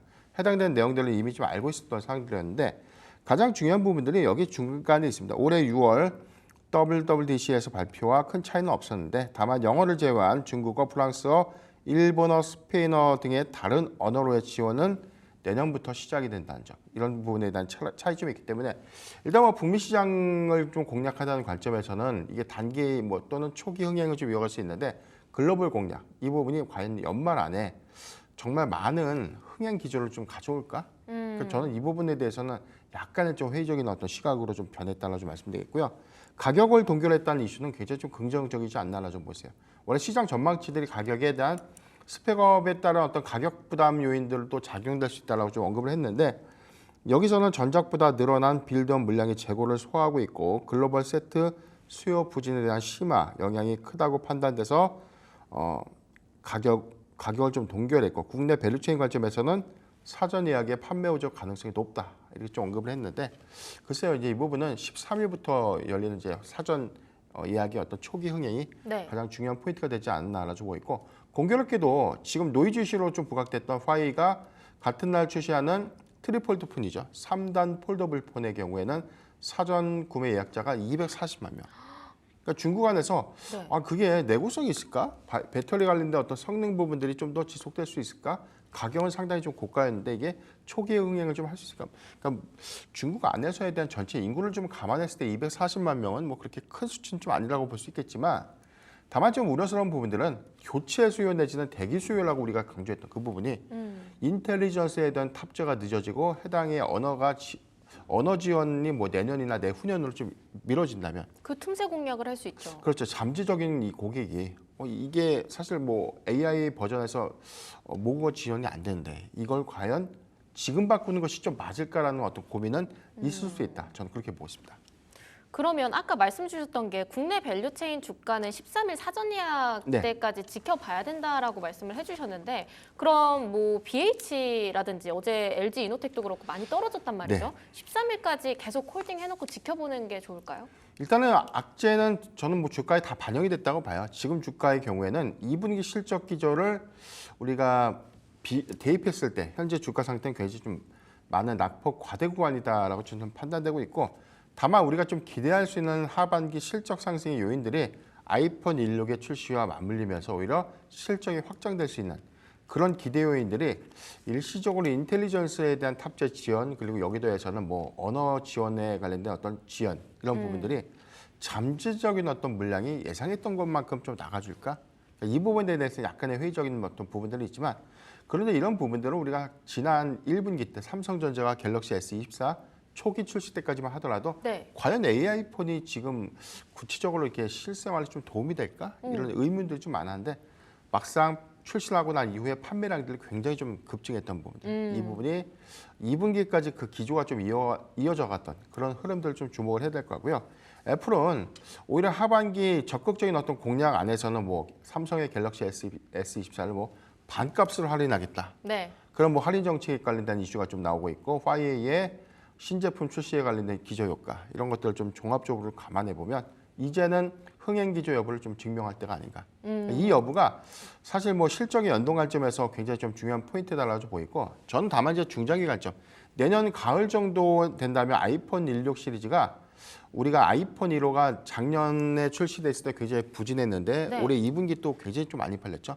할인 효과가 굉장히 좀 크게 작용을 했지만 완성형 버전은 저는 내년 가을이면 뭐 언어 지원이라든가 인텔리전스에 대한 탑재 네. 이런 것들을 종합적으로 좀 고려해봤을 때는 저는 점진적으로 교체 수요는 늘어날 수 있는데 단기적 성과는 초기 이 사전 구매 예약 뭐 이런 부분에 대한 지표가 이미 선행되어야 되지 않나라고 좀 보고 있습니다. 단기적으로 접근하실 분들께서는 일단 초기 사전 구매 양을 좀 집중해서 보셔야 될 것 같고요. 내년 가을까지 중장기적으로 좀 여유 있게 지켜보실 분들은 애플 관련해서 계속 주가 추이를 바라보시면 좋겠습니다. 첫 번째 리포트 한 줄 평 열어보겠습니다. 네, 제대로 한 방 맞은 뒤통수. 관건은 흥행이라고 정리를 해드리겠습니다. 이제 흥행 기조를 좀 보여주길 바라면서 바로 두 번째 리포트로 넘어가 보겠습니다. 상상인 증권에서 나왔고요. 파마 리서치 종목 소식인데요. 차트가 좋아 보입니다. 파마 리서치 하면 주름 펴주는 리쥬란이 아무래도 탁 네. 떠오르는데 리쥬란 장사 파마 리서치 잘하고 있나요? 그렇죠. 지금 뭐 우리가 실적 지표 보면 7분기 연속 사상 최대 실적 기조를 계속해서 경신을 하고 있는데 주가 반영이 좀 뒤늦게 이루어지는 아쉬움이 있었어요. 그러니까 중간에 좀 노이즈가 있었는데 제가 기억을 하기로는 8월경 말고요. 이게 제가 기억을 하기로는 한 7월경이었나? 네. 6월경에 이 매각 이슈가 좀 돌았습니다. 최대 주주가 회사를 매각한다라는 어떤 이슈가 오히려 이 경영 불확실성으로 좀 시장이 좀 인식했던 그런 측면들이 있었는데 회사가 바로 사실 무근이라고 좀 정정을 좀 하고 난 이후에 주가 회복이 좀 빠르게 좀 이루어지지 못했지만 네. 오히려 1분기 실적 기조 그리고 2분기에 사상 최대 실적 기조를 통해서 오히려 하반기 기대 요인들이 좀 더 커지지 않았나라고 좀 보고 있습니다. 오늘도 역시 52주 신고가 20만 4천 원을 돌파하고 난 이후에 현재 소폭 상승폭을 좀 되돌린 흐름들 보여주고 있지만 네. 저는 파마 리서치 계속해서 좀 긍정적으로 좀 보고 있는 부분들이 전반적인 의료기기 업체들의 어떤 주가 기대감들 내지는 향후의 성장치들을 주가에 좀 상당히 많이 좀 반영시켰던 결과는 좀 다르게 파마 리서치의 경우에는 이 수급이 좀 뒤늦게 반영된 측면들이 좀 있기 때문에 오히려 실적의 기대 요인들 내지는 확장 요인들을 좀 주목해 본다면 저는 아직까지 상승 여력이 좀 남아있지 않나라고 좀 보고 있습니다. 일단 체크 포인트 3가지를 좀 언급했는데요. 3분기 연결 기준 매출액이 전년 동기 대비 23%, 영업이익은 14.8%가 증가될 수 있다. 이거는 네. 전년 동기 대비 부분도 있지만 2분기 대비해서도 성장 기조가 있죠. 2분기에 831억 매출인데 847억, 이익도 308억 대비 316억. 그러니까는 QOQ 대비해서도 성장, 전년 동기 대비해서도 성장 기조를 좀 이어가고 있다는 것은 8분기에도 연속 사상 최대 실적 달성은 유력하지 않나라고 보고 있는데 두 번째 내용 또 보면 아직까지 이 수출 내수의 어떤 이 판매 비중이 좀 높았던 부분들은 네. 우리가 좀 피부과 가서 시술 많이 받으셨던 분들은 아실 거예요. 이 얼굴에 좀 벌집 난다고 하죠. 약간 이게 벌집? 엠보싱처럼 이렇게 네네네. 오돌도돌하게 한 7, 80개 정도를 주사로 좀 주입하거나 이제 기계로 주입하는 그런 네. 건데 이게 뭐 피부 탄력도 개선시키고 노화를 좀 방지한다 그런 효과가 있다라는 입소문이 굉장히 커져 있는 그런 시술이었는데 해당되는 부분들이 국내에 내수 판매량들이 굉장히 좀 증가가 됐었고 여기에 대해서는 외국인 관광객들이 한국에서 많이 받는 시술 그렇게 좀 많이 알려졌는데 이 부분이 미국 공략을 본격화한다. 이게 굉장히 좀 중요한 모멘텀이 되지 않을까라 좀 보십니다. 여기 보면 현재 중국과 일본 그리고 태국 등의 수출 중에 있는데 2023년도 하반기에도 호주와 칠레 시장에는 진출을 했고 올해는 남미 3개국 그리고 대만에 진출을 할 것이다 라고 좀 보고 있는데 미국 진출은 FDA 승인이라는 허들을 좀 넘어야 되죠. 그러니까 이런 공약들이 만약에 이제 구체화가 된다면 이 큰 시장인 미국 공략이 가속화된다. 이 부분이 중요한 체크 포인트가 되지 않을까라고 보고 있고요. 의료기구와 좀 맞물려서 연동되는 화장품 매출의 성장도 2분기에 이어서 3분기에도 계속 이제 확장되는 흐름들 이런 것들을 보면 실적 기조 기대감 그리고 북미 시장의 본격적인 어떤 진출 기대감들이 오히려 주가의 어떤 상승 여력으로 좀 작용하지 않을까라고 좀 보고 있습니다.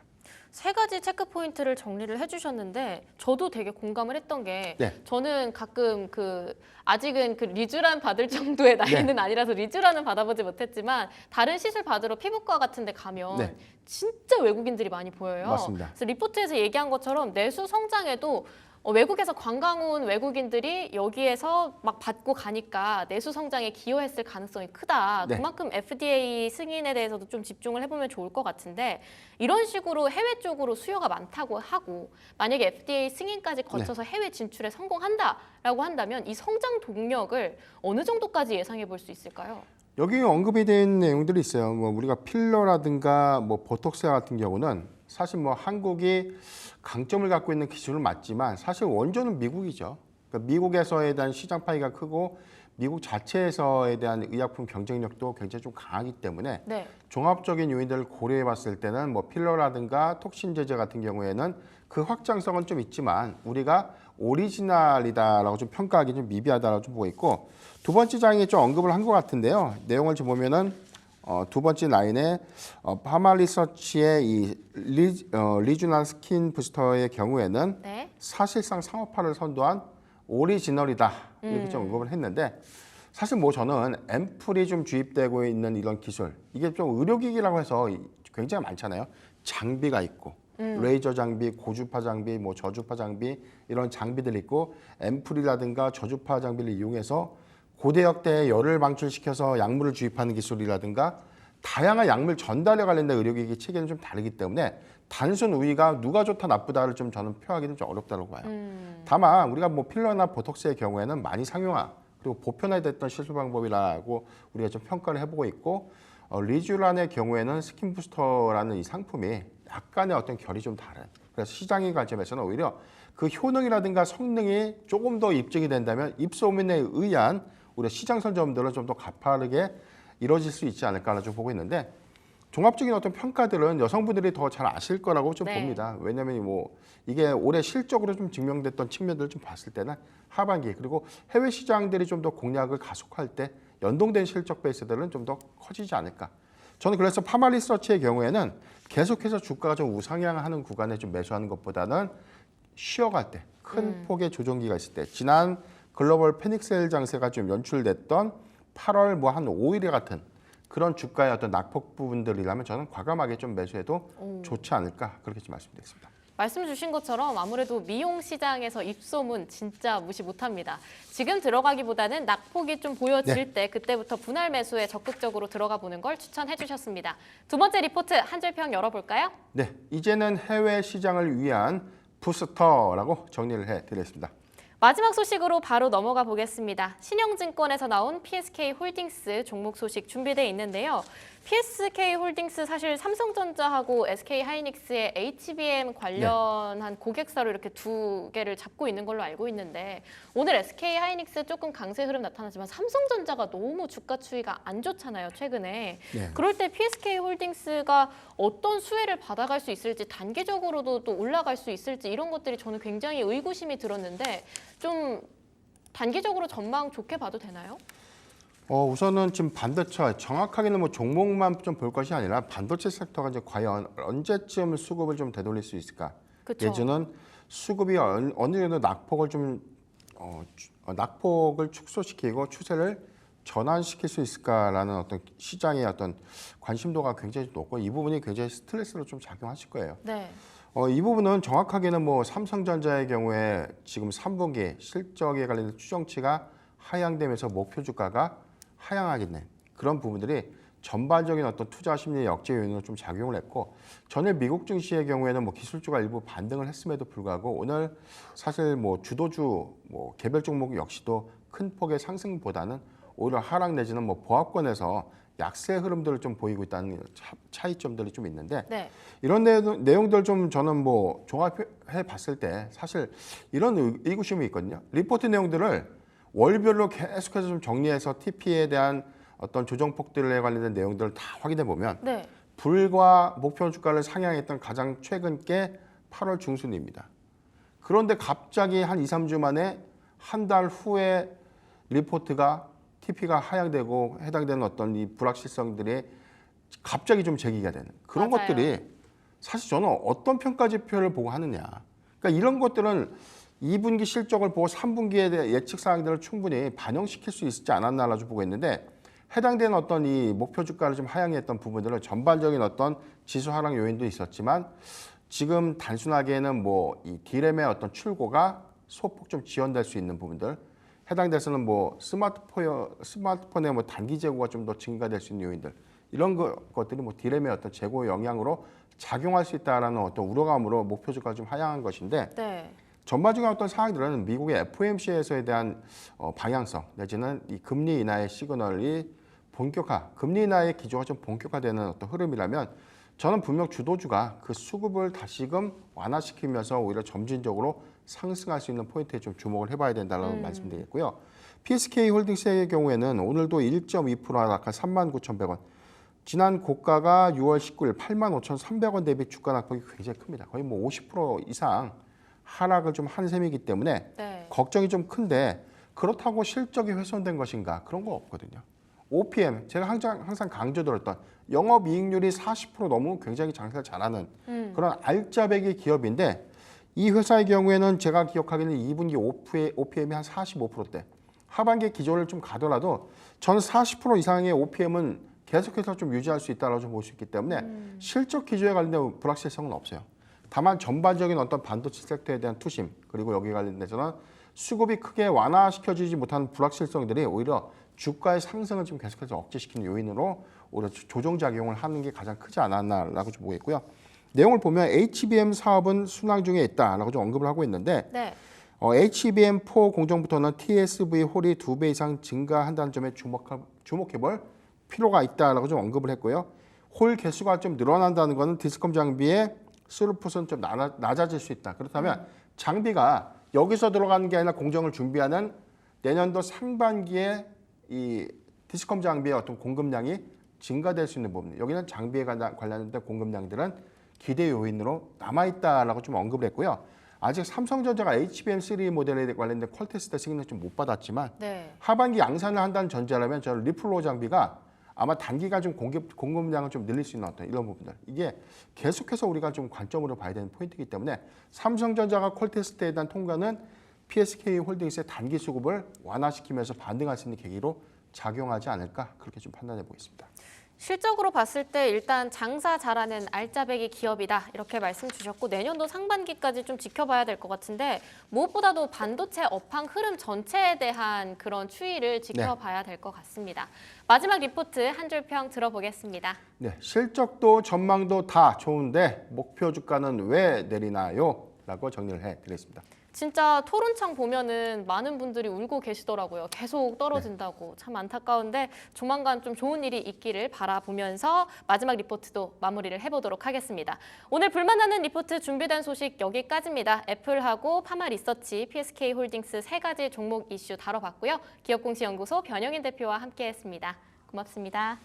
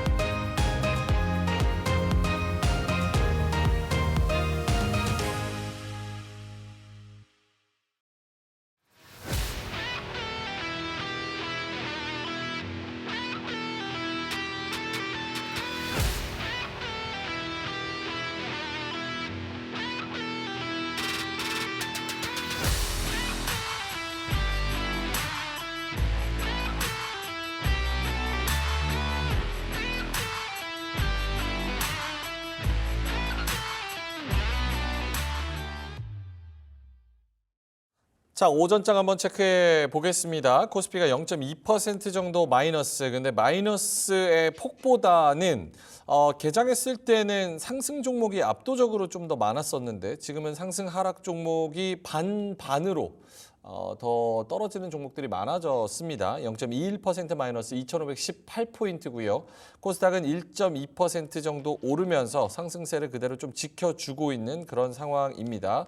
2차 전지와 그리고 제약바이오 이쪽이 같이 올라주면서 코스닥 쪽에 오는 분위기가 훨씬 더 좋은 그런 상황입니다. 게임주도 오르고요. 그리고 로봇주도 오르고 화장품도 같이 오르는 이런 상황. 코스닥이 훨씬 오늘은 괜찮네요. JYP도 4% 오르는 거 보니까 뭐 분위기 좋네요. 자, 그러면 두 분과 함께 이야기를 나눠보겠습니다. 방송 바로 들어오기 전까지 이 시장에 대한 열띤 토론을 하신 두 분, 이지스탁의 이지은 대표님, 신한투자증권의 황유현 팀장님 모시겠습니다. 두 분 어서 오세요. 네, 안녕하십니까. 외국인이 6,100억을 던지고 있어요. 근데 이게 외국인이 최근 한 13거래일 중에 하루 빼고는 계속 이렇게 대량으로 좀 던지는 상황이거든요. 어떻습니까? 이게 외국인들이 계속 이렇게 빠져나가는 게 뭐 특별한 어떤 의미가 있어서 그러는 건지 혹은 시장이 지지부진한 거 좀 10월 되면 괜찮아질지. 지금 코스피 전체로만 놓고 보면 지금 7거래일 연속 매도인 것 같은데요. 네. 이제 내일 또 선물 옵션 만기일도 있고. 글쎄 오늘 일단은 삼성전자하고 전자기기 쪽에서 매도가 좀 많이 있는 것 같기는 합니다. 일단은 우리 뒤에서 얘기하기는 하겠습니다만 일단은 3분기 삼성전자 실적 모건 스탠리였나요? 거기서 이제 조금 안 좋은 리포트가 나온 이후로부터 주가는 계속 좀 주구장창 빠지는 경향이 좀 있습니다. 더군다나 사실 미국은 뭐 어쨌든 AI 버블 논란이 있긴 했었습니다만 그래도 꾸역꾸역 반등하는 모습들이 나오고 있는데 삼성전자는 그에 반해서 아직까지는 방향을 잡지 못하는, 더군다나 삼성전자는 사실 이제 3분기에 퀄테스트 통과에 대한 이슈도 같이 아직은 뭐 기대감들도 남아있는 상태인데 매도세가 좀 멈춰야 오르지 않을까 싶은데 이거 약간 회사 자체 내부 문제라기보다는 뭔가 수급적인 이슈까지도 좀 많이 가미된 부분들이 아닌가, 네, 그렇게 생각은 좀 하고 있습니다. 그래서 지금 구간에서는 일단은 지금 오늘 사실 토론이 진행 중이고 그 토론에 따라서 영향 있는 종목들이 왔다 갔다 지금 변동성이 굉장히 큰 날이거든요. 네. 2차 전지 주식들이 올라가고 있고 특히 좀 주목받아야 될 게 그 신재생 쪽도 좀 흐름이 좋은 것 같고요. 오늘은 아마 그런 이벤트 트레이딩이 굉장히 좀 활발하게 이루어진 것 같습니다. 네. 그래서 내일 만기일 이후에 결국은 추석 이후 금리 결정 나고 나서 액션을 하더라도 그때 하시는 게 낫지 않을까 일단 그렇게 생각하고 있습니다. 알겠습니다. 추석 이후에 무언가 결정을 해보자 이렇게 말씀을 해주셨습니다. 이지은 대표님한테도 같은 질문을 드린다면 시장 오늘 코멘트. 네, 오늘 장 초반보다는 좀 밀리는 모습을 보여주고 있는데 결국에는 이제 미국의 TV 토론에 따른 좀 변동성의 확대랑 그다음에 10시 이후에 갑자기 엔달러 환율이 크게 좀 출렁이는 모습을 보였는데 일본의 중앙은행 이사가 금리 인상에 대한 발언을 다시 한번 좀 하면서 그와 관련된 우려의 매물이 좀 NK 트레이드 청산도 다시 한번 오는 거 아닌가라는 이런 공포심이 좀 시장을 억누르지 않았나라는 생각이 들고요. 이제 연휴가 시작이 되는데 오늘 매도를 해야지 금요일 날 우리가 또 현금화할 수 있기 때문에 오늘 그에 따른 오후장에 또 매도 물량이 추가적으로 나올 수 있다라는 점도 좀 참고를 해주셔야 될 것 같고요. 굳이 뭐 단타성으로 변동성이 확대되는 종목군들을 매매하는 투자자분들도 계시겠지만 지금 연휴도 있고 또 FOMC가 있는데 굳이 내가 큰 비중을 지금 주식시장에 실을 필요가 있을까라고 생각하시는 투자자분들이 많지 않을까라는 판단하에 지금은 수급도 굉장히 좀 메말라 있는 상황이고요. 이런 시기에는 우리 역시 좀 무리해서 투자하는 거는 좀 무리가 있다라고 생각을 하고 시장 전반적인 분위기에 맞춰서 지금은 관망 혹은 비중을 좀 조절을 하시는 전략이 유효하지 않을까라는 이야기를 드리고 싶습니다. 알겠습니다. 자, 시장의 수급이 메말랐다 그리고 전체적인 분위기가 안 좋다라는 데 중심에는 삼성전자가 있습니다. 그래서 첫 번째 주제 제작진이 발제한 주제인데요. 보실까요? 52주 신저가 삼성전자가 65,200원. 박앤세일도 이런 박앤세일이 없다라는 생각이 들면서도 더 내려갈 것 같은 이 느낌적인 느낌. 모건 스탠리가 얘 몇 년 전에도 윈터 이즈 커밍 했을 때도 쟤네 뭐 갑자기 초치냐 했는데 맞았었고 이번에도 분위기 지금 너네 AI 나온 거 모르니 했는데 결국은 옳았습니다. 삼성전자 1.5% 마이너스 이 52주 신저가 경신인데 우리 황교안 팀장님한테 먼저 여기에 대한 코멘트 좀 디테일하게 들어보자면 일단은 3분기 실적 우려가 굉장히 좀 많이 있는 것 같아요. 거기다가 이제 AI 수요에 대한 이제 초과 공급에 대한 이야기도 같이 이제 이번 주 들어서 나오기 시작했었고, 뭐 아직 뭐 미확인된 정보라서 뭐 구체적으로 말씀드릴 수는 없지만 3분기 실적이 2분기 대비해서도 생각보다 안 좋다. 또는 하이닉스 대비해서보다도 더 안 좋을 것 같다. 역전당할 것 같다. 그런 이야기들이 좀 있는 것 같습니다. 그런 우려에다가 이제 계속 한국 시장 특유의 뭐 금투세와 관련된 이슈. 사실 금투세보다는 외국인들의 매도세인 것 같아요. 그래서 삼성전자를 금투세로 뭐 주장창 몰아붙이기에는 좀 그런 것 같고, 외국인들이 일단은 올 상반기에 샀던 물량들대로만 보면 사실 지금 손실이거든요. 주가 원화 기준으로는. 근데 환 쪽에서는 분명히 해지가 많이 됐을 겁니다. 네, 환 쪽에서 많이 해지가 됐을 거고, 그래서 사실 기사들 보면 외국인들도 손절하고 떠난다 뭐 그런 기사를 제가 본 것 같은데, 환율하고 그 다음에 선물 쪽에서 많이 파생해서 커버를 많이 했으리라고 봅니다. 그렇기 때문에 사실 오늘 만약에 이렇게 되면서 오늘 일단은 양봉이긴 하거든요. 네네. 많이 밀리긴 했습니다만. 근데 이제 내일 만기라는 거죠. 선물옵션 동시 만기. 그러면 아무리 뭐 모건 스탠리에서 밀어붙이고 하더라도 사실 이 정도 PBR 지수 때면 기다리면 분명히 올라오는 가격대이기는 합니다. 타이밍의 문제죠. 네, 타이밍이 문제인 거죠. 월봉상으로 봐도 과거 한 20년치 쭉 보면 지금이 딱 상승 추세 하단이기도 해요. 그래서 일단은 지금은 손절을 각오하더라도 한번 해볼 만한 구간은 됐습니다. 네, 근데 만약에 여기서 리바운딩이 반등이 나온다라고 하면 분명히 한 65,000원에 사셨던 분들은 7만 원 정도 가면 매도할 거고, 매도할 그 심리가 굉장히 많이 작동을 할 거고, 또 물타기 하셨던 분들이라고 하면 최근에 사서 이제 물타기 하셨던 분들은 본전 심리에 대한 그 심리가 많이 발동할 거라고 봅니다. 그래서 급하진 않다. 다만 이 지금 투하하는 자본이 단기 관점으로 투하하느냐 장기 관점으로 투하하느냐에 따라서 삼성전자를 바라보는 관점은 많이 달라질 것 같아요. 그래서 단기 관점으로는 해볼 만하다. 손익비가 굉장히 가성비가 좋은, 소위 말해서 가성비가 되게 좋은 매매 구간이다 생각은 하고 있고. 그럼 본인 사실 겁니까? 근데 이거 대비해서 소부장이 훨씬 나을 것 같아요. PSK 홀딩스나 그래요? 이오테크닉스나. 아니 삼성전자 그러면 사실은 제가 요거를 안 다루고 싶은 게 내용은 뭐 다 알죠. 네.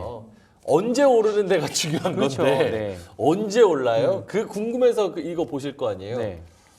조심스럽게 예측을 하자면 시간이 좀 많이 걸린다. 삼성전자가 다시 뭐 한 7만 원대 이상 가려면 저는 시간 좀 걸릴 것 같습니다. 많이. 그래서 아까 단기 자금이 장기 자금이냐.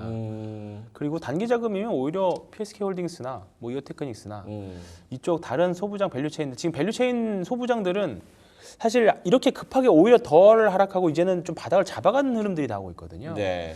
물론 이제 순차적으로 삼성전자 빠지니까 같이 또 연달아서 빠진다는 거는 또 다른 접근법이긴 합니다만, 만약에 삼성전자를 산다라는 관점 하에서 소부장 살래 전자 살래 한다라고 하면 지금은 소부장 쪽, 좀 시총 큰 소부장 쪽이 좀 낫지 않을까 그렇게 생각합니다. 알겠습니다. 여기 그 자막에 한종희 부회장도 7,700만 원 날렸다. 뭐 이런 얘기 있고, 노태문 삼성전자 사장 3억 7,500만 원어치 자사주 매매. 이분들이 돈이 얼마나 많은 분들인데 이거 내린다고. 이거 그냥 장난으로 하는 거예요. 이분들이 이거 그냥 갖고 있는 겁니다. 이분들이랑 우리랑 비교할 수 없습니다. 자, 그러면 이지훈 대표님한테도 언제 오릅니까? 혹은 아예 언제 오릅니까? 일단 왜냐면 답답하니까. 이 진짜 반도체 사이클 한번 크게 쉬고 가는 겁니까 이제?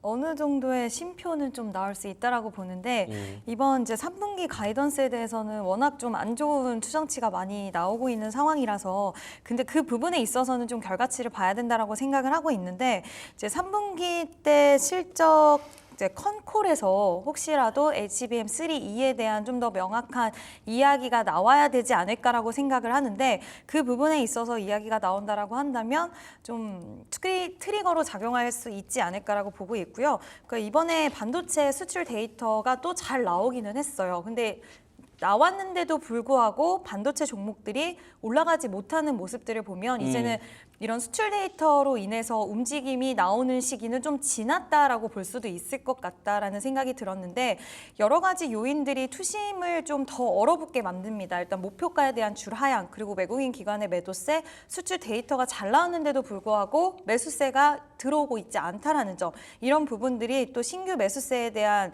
부분들을 좀 제한적으로 움직이게 만드는 것 같은데 저는 3분기 때 실적 발표 일단 뚜껑 좀 열어봐야 된다라고 생각을 하고 있고 또 그 이후에 컨콜에서 어떤 이야기 나오는지 그 부분이 중요하다라고 생각이 들고요. 그렇게 되다 보면 일정이 굉장히 많이 남아있는 상황이기 때문에 그때까지는 주가가 등락은 할 수는 있겠지만 사실 자사주 매입이나 이런 것들도 시총 대비해서 금액이 너무 작아서 이런 것들이 뭐 진짜 부양을 하겠다라는 의지로 보기에는 좀 힘들다라고 생각을 하기 때문에 그때까지는 변동성이 지속될 거기 때문에 그 안에서 내가 만약에 뭐 아까도 좀 비슷한 말씀 해주셨는데 단기적으로 내가 비중을 크지 않은 범위 내에서 단기적으로 변동성을 뭐 이용해서 트레이딩을 하겠다 하시는 투자자분들 아니면 중장기적인 관점으로 모아가시겠다 하시는 분들은 앞으로의 변동성을 그냥 좀 느긋하게 보시면서 비중을 모아가는 전략이 유효하지 않을까라고 생각을 합니다.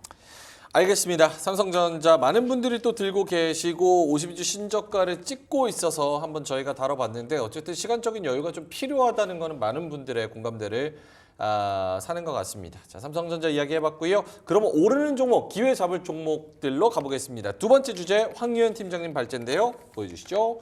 생물보안법 통과 K바이오 기회를 잡으려면 어떻게 해야 되나 수급적으로 풀어주신다는 코멘트가 있습니다. 네. 어제 오전에 통과를 했습니다. 네. 어제 통과를 했고 여러 가지 정보들을 봤는데 어떤 누구는 압도적으로 통과했다. 또 어떤 누구는 예상보다 너무 반대가 많았다. 그런 시각들이 좀 있었습니다. 일단은 수혜는 역시 삼성바이오로직스가 될 것 같고요. 아까 이제 뭐 어떤 그 의견 차이, 어떤 종목을 보유하느냐에 따라서 사실 약간의 편향이 좀 있어서 그 네. 말씀을 좀 드린 건데 일단은 통과됐다는 거에 큰 의미를 두면 좋을 것 같아요. 앞으로 2032년까지 미국 기업들은 어쨌든 간에 이제 중국과의 바이오 뭐 실험이라든가 CMO라든가 CDMO, 특히 뭐 우시와 관련된 이제 내용들 이제 교류를 할 수 없게 되었습니다. 그러면 결국은 미국은 가장 최우선으로 선택할 수 있는 게 이제 우리나라가 되겠죠. 그렇다 보니까 어제 삼성바이오로직스가 100만 원을 돌파했고 오늘도 장중에 한번 이제 고가 기준으로는 이제 50주 신고가가 다시 나왔습니다만 네. 다시 또 100만 원 이하로 내렸는데 종목들을 잘 보시면 어제도 보면 사실 이런 통과하면 수혜주들이 사실 많이 있었잖아요. 삼성바이오로직스 1번이었고 바이넥스나 ST팜이나 뭐 이런 종목들이 있었습니다.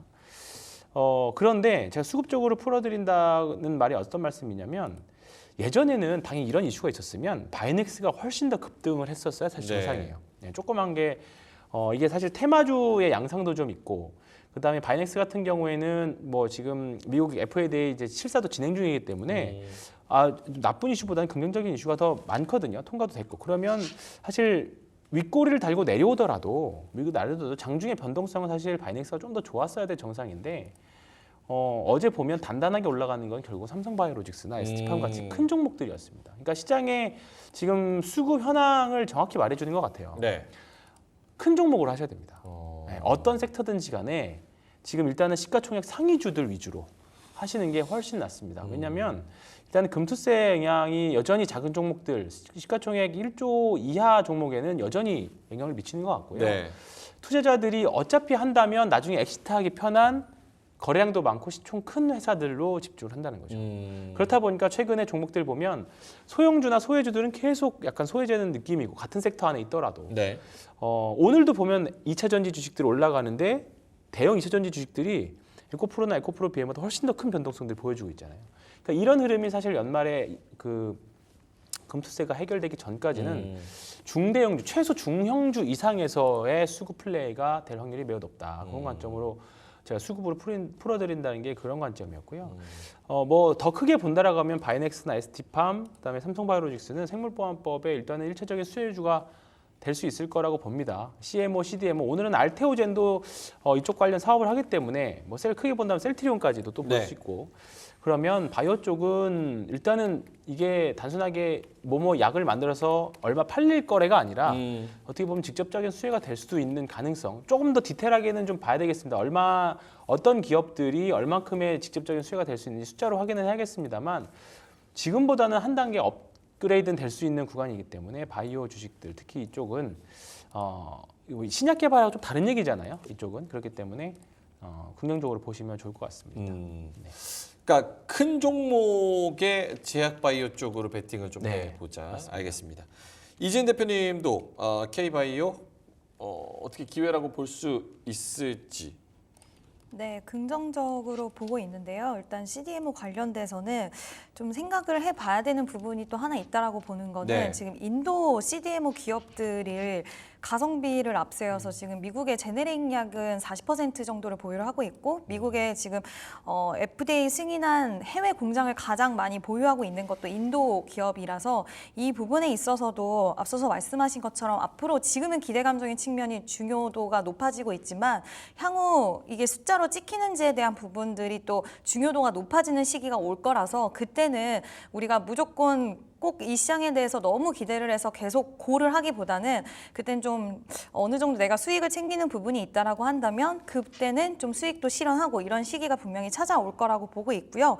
지금 인도 같은 경우에도 얼마 전에 리포트가 나왔는데 인도의 CDMO 관련된 기업들의 주가 상승률이 굉장히 무섭게 많이 올라갔더라고요. 최근 들어서. 근데 거기서 한국의 CDMO 기업들도 같이 좀 눈여겨볼 필요가 있다라는 이야기가 좀 기재가 됐는데 저는 지금 그 관련돼서는 삼성 바이오로직스가 가장 탑픽이 아닐까라고 보고 있고 물론 우시바이오 같은 경우엔 중소형 바이오텍 기업들을 많이 커버를 하고 있다 보니까 삼성 바이오로직스는 상대적으로 글로벌 제약사들 쪽에 이제 좀 담당을 맡고 있다라는 이미지가 있어서 뭐 중소형 종목들이 오히려 수혜를 받을 수 있다라는 평가가 처음에는 나왔지만 저는 결과적으로 여러 가지를 좀 판단을 해봤을 때는 수혜를 가장 많이 받을 수 있는 건 삼성 바이오로직스라고 보고 있어서 지금 최근 들어서 굉장히 주가가 많이 올라가긴 했지만 여전히 긍정적인 관점으로 보고 있고요.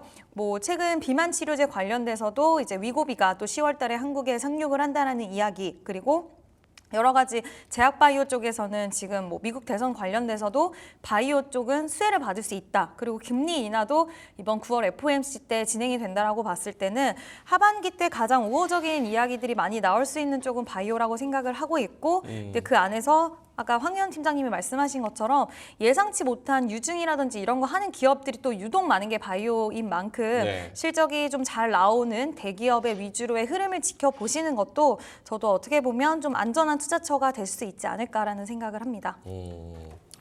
알겠습니다. 황현 팀장님 그럼 결국은 삼바? 네. 근데 얘는 왜 100만 원에서 이렇게 비실비실 되는 거예요? 100만 원이 어떻게 보면 되게 상징적인 가격이기도 하잖아요. 그래서 나는 뭐 예를 들어서 어떤 종목 사면 난 뭐 얼마에 팔겠다. 딱 100만 원이 좋긴 하죠. 100만 원 한번 끊어내고 그 다음에 갈수 조금 더 이제 상황을 봐가지고 뭐 더 매매하겠다라는 거죠. 제 고객님 중에 이제 조금 이제 나이 있으신 회장님 한 분 계십니다. 네. 100만 원 가면 팔겠다. 항상 외치셨는데 이번에 도달을 했어요. 했고 다시 한번 이제 어떻게 매매를 할지 전략을 이제 수립하고 계신데 뭐 삼성바이오로직스는 이제 시가총액이 계속 지금 올라오고 있거든요. 근데 저는 이게 삼바가 네. 솔직히 비싸잖아요. 네. 아니 1조 영업이익 1조 벌어요. 1조 한 뭐 1조에서 1조 5천억 사이? 네. 시총이 지금 71조예요. 70조. 네. 그러면 뭐 물론 좋은 거 알겠지만 너무 비싸서 물론 제약바이오고 앞으로 이제 삼성의 미래 먹거리고 대한민국 먹여 살릴 그렇죠. 거라는 네. 거 아는데 여기서 71조?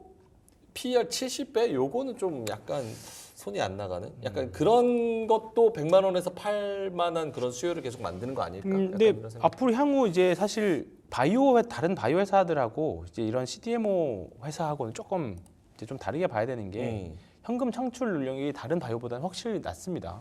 보면 뭐 사실 지금 보면 뭐 과거에 150배도 간 적도 있었고 올해 보니까 한 60배 정도, 60배, 70배 정도인데 향후에는 퍼가 계속 떨어지기는 합니다. 그렇기 때문에 일단은 또 금리 인하 이런 수혜도 같이 맞물리기 때문에 여러 가지 측면에서 일단은 고밸류에이션이어도 일단은 추세 상승 종목이기도 하고 일단은 그런 식으로 이제 밸류 트랩에 갇혀버리면 사실 매매를 영원히 못할 수도 있거든요. 그런 관점에서 보면 저는 충분히 해볼 만하다. 네. 알겠습니다. 삼성바이오로직스의 황현 팀장님이 말씀을 해주셨고 사실은 지금 시장에서 막 살 거를 막 찾아보면은 바이오하고 뭐 화장품 이런 얘기가 요즘 많이 나오기 때문에 K바이오 생물보안법에 대한 모멘텀 실질적으로 어떻게 영향을 받을지에 대한 기대감으로 삼바 한번 살펴보자는 이야기 나눠봤습니다. 자 마지막 발제는 이진 대표님이 해주신 주제로 넘어가 보겠습니다. K방산 얘기 꽤 많이 나와요. 조정 시 매수 가능할까? 이게 지금 뭐 그 K방산 그 뭡니까? 호주에서 랜드 까먹었네. 뭐 어쨌든 방산 그 엑스포 같은 거 지상 최대 뭐 무슨 엑스포라 군사 엑스포라고 그런 것도 이제 한다는 그런 이야기들이 있어서 방산도 전 나쁘지 않은 것 같은데 아직 안 끝났다고 봐야 되나요? 어떤 모멘텀으로 방산을 다시 볼 수 있을까 이런 생각도 들어요. 일단 오늘 또 뭐 대선 토론이 있었는데 양 진영 모두 물론 이와 관련해서 뭐 이야기가 딱히 뭐 강하게 나온 건 아니지만 일단 자국 우선주의를 둘 다 외치고 있기 때문에 그와 관련돼서 방산은 좀 미국의 정치적인 불확실성을 피해갈 수 있는 산업이라고 생각을 하고 있고요. 오늘 LIG 넥스원이 또 소식을 전했는데 일단 그 이라크 쪽에 천군 계약이 될 수 있다. 뭐 8개 포대가 나갈 수 있고 다음 주에 서명한다라는 이런 보도가 있었는데 아랍어로 영어가 나와서 이거를 해석한 분들이 좀 올리는 그런 모습이 나와줬고 또 오늘 정찰용 무인 수상정에 대한 개발 산업 우선 협상자로 선정이 되었다는 소식이 좀 같이 나오면서 네. 방산주들 안에서 이런 흐름들이 좀 나와주면서 시장에서 방산주를 다시 볼 수 있는 그런 계기가 됐다라고 생각이 들고요. 일단 만약에 러시아 우크라이나 전쟁이 혹시라도 종전이 되게 되면 무기 체계에 대한 수요가 감소할 수 있지 않느냐라는 이야기도 나오고 있지만 일단 한번 이런 전쟁이 일어났다라고 한다면 이게 종전이 된다 하더라도 이제 많은 나라들에 대한 불안감들이 이미 발생한 상황에서 쉽게 꺼지지는 않을 거라고 보고 있고요. 무기 체계에 대한 수요 역시 2028년까지는 계속 좀 유지가 될 거라는 이야기 그리고 국방비에 대한 증액에 대한 부분들은 여전히 진행이 되고 있다라는 점 또 우리나라도 지금 방산 쪽 수출을 더 드라이브를 하기 위해서 2025년의 예산안을 보면은 뭐 여러 가지 항목이 있긴 하지만 그 안에는 원전, 방산, 뭐 미디어 이쪽이 좀 주력으로 들어 있더라고요. 그래서 우리나라 정책적인 부분들 그리고 해외 쪽에서의 이런 수요에 대한 부분들을 판단을 했을 때는 방산 관련된 종목들은 좀 지속 눈여겨볼 필요 있다라고 생각을 하고 있고요. 북미 쪽에서도 컨퍼런스 진행이 됐는데 지금 LIG 넥스원과 하나 에어로스페이스가 참여를 했고 그와 관련돼서 성장성에 대한 이야기가 긍정적으로 평가 많이 나왔다라고 하더라고요. 지금 이 두 기업 같은 경우에는 이미 4, 5년치의 일감을 확보를 해서 수주 잔고도 굉장히 탄탄한 경우이기 때문에 저는 LIG 넥스원을 필두로 해서 방산 관련주들은 관심 있게 보셔야 될 시기가 다시 한번 오지 않았나라는 이야기를 드리고 싶습니다. 알겠습니다. 황현 팀장님도 여기 네. 방산 관련해서 코멘트 짧게만 해주시죠. 일단은 사실 방산 주식이 오늘 대선 토론이 누가 되느냐에 따라서 사실 조금 많이 갈릴 것 같기는 합니다. 그래서 오늘 뭐 LIG 넥스원이 뭐 급등하긴 합니다만 저는 방산 코멘트는 일단은 명절 이후로 좀 보겠습니다. 근데 누가 되든 간에 어쨌든 방산에 대한 수요는 적극적으로 좀 많이 늘어나는 거 아니에요? 왜냐면 트럼프 같은 경우 하자면은 그냥 각자 도생하는 걸로 컨셉이 잡히는 거고 해리스 된다 그래서 민주당 된다 그래가지고 그럼 그렇긴 그때까지 그렇죠. 전쟁이 안 일어났냐? 제일 많이 일어났어요. 그렇게 생각하면은 방산에 대한 물론 뭐 그 센티멘털적으로 오르고 내리고 이런 건 있겠지만서도 결국 K 방산과 이 가성비 무기에 대한 그런 수요는 계속 늘어나지 않을까 이런 생각이 좀 듭니다. 이진 대표님 그러면 K 방산 중에서 한 종목을 꼽으신다면?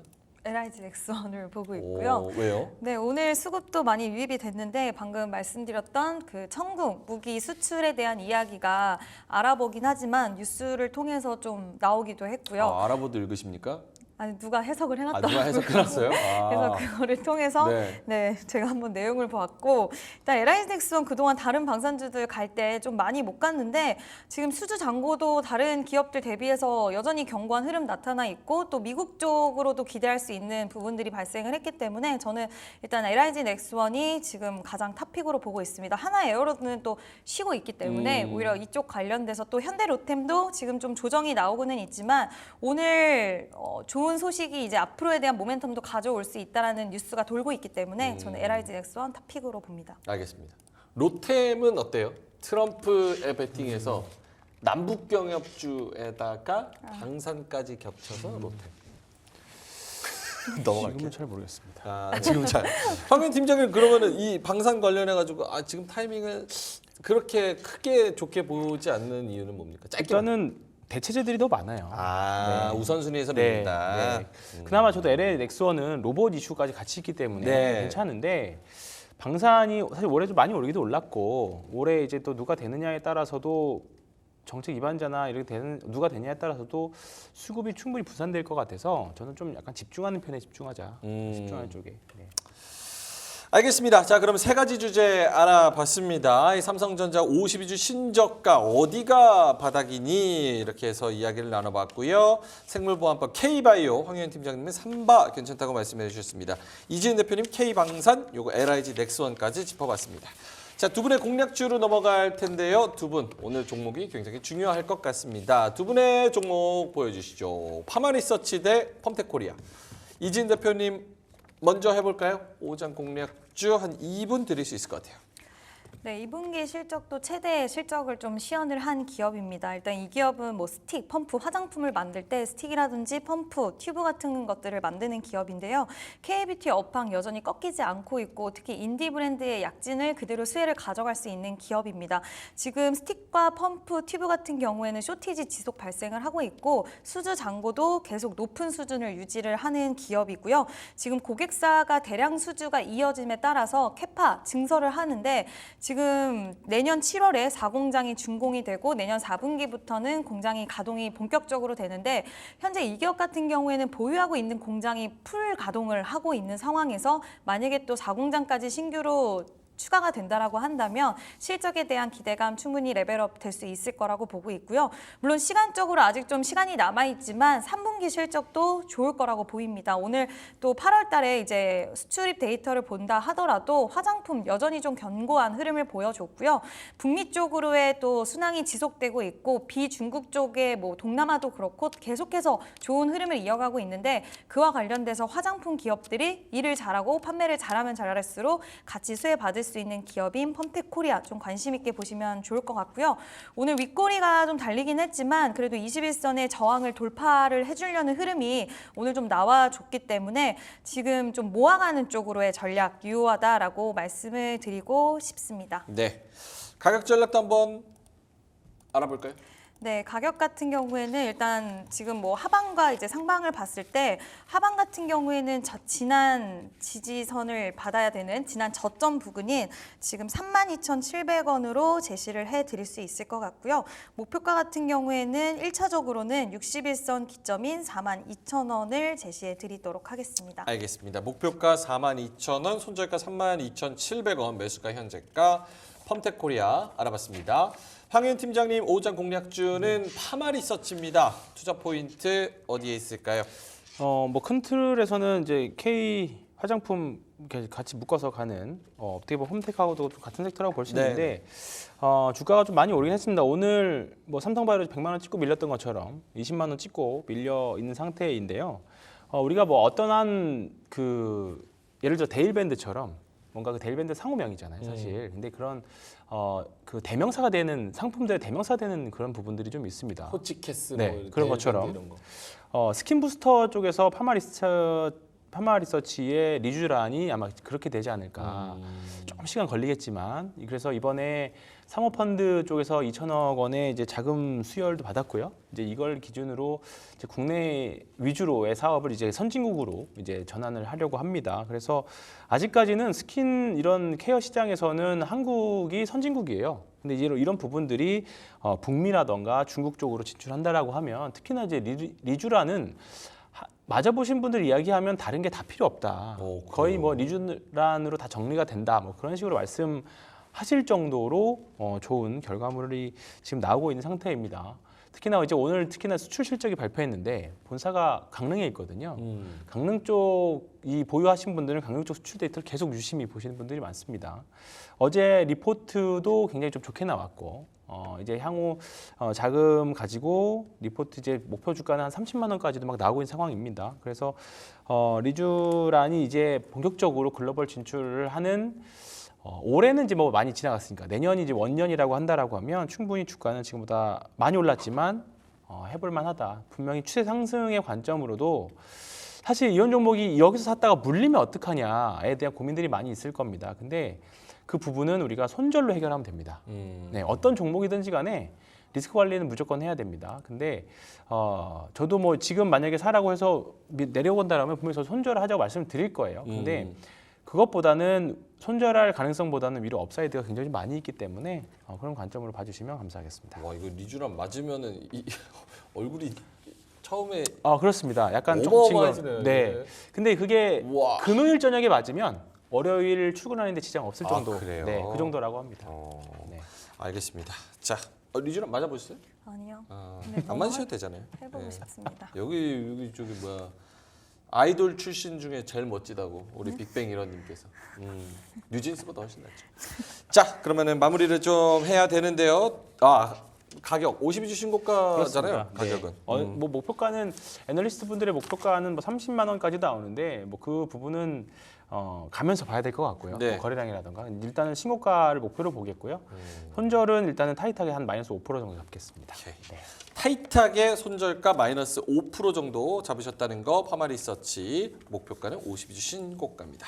펌텍코리아 파마리서치 둘 이 K뷰티 관련된 종목도 계속 좀 지켜보시면 좋을 것 같고요. 자 황현 팀장님과 이지은 대표님 그럼 저는 여기서 좀 인사를 드리도록 하겠습니다. 오후장이 조금 크게 반등하기를 바라면서 저희는 여기서 이만 물러갑니다. 오늘도 끝까지 함께해 주셔서 대단히 고맙습니다.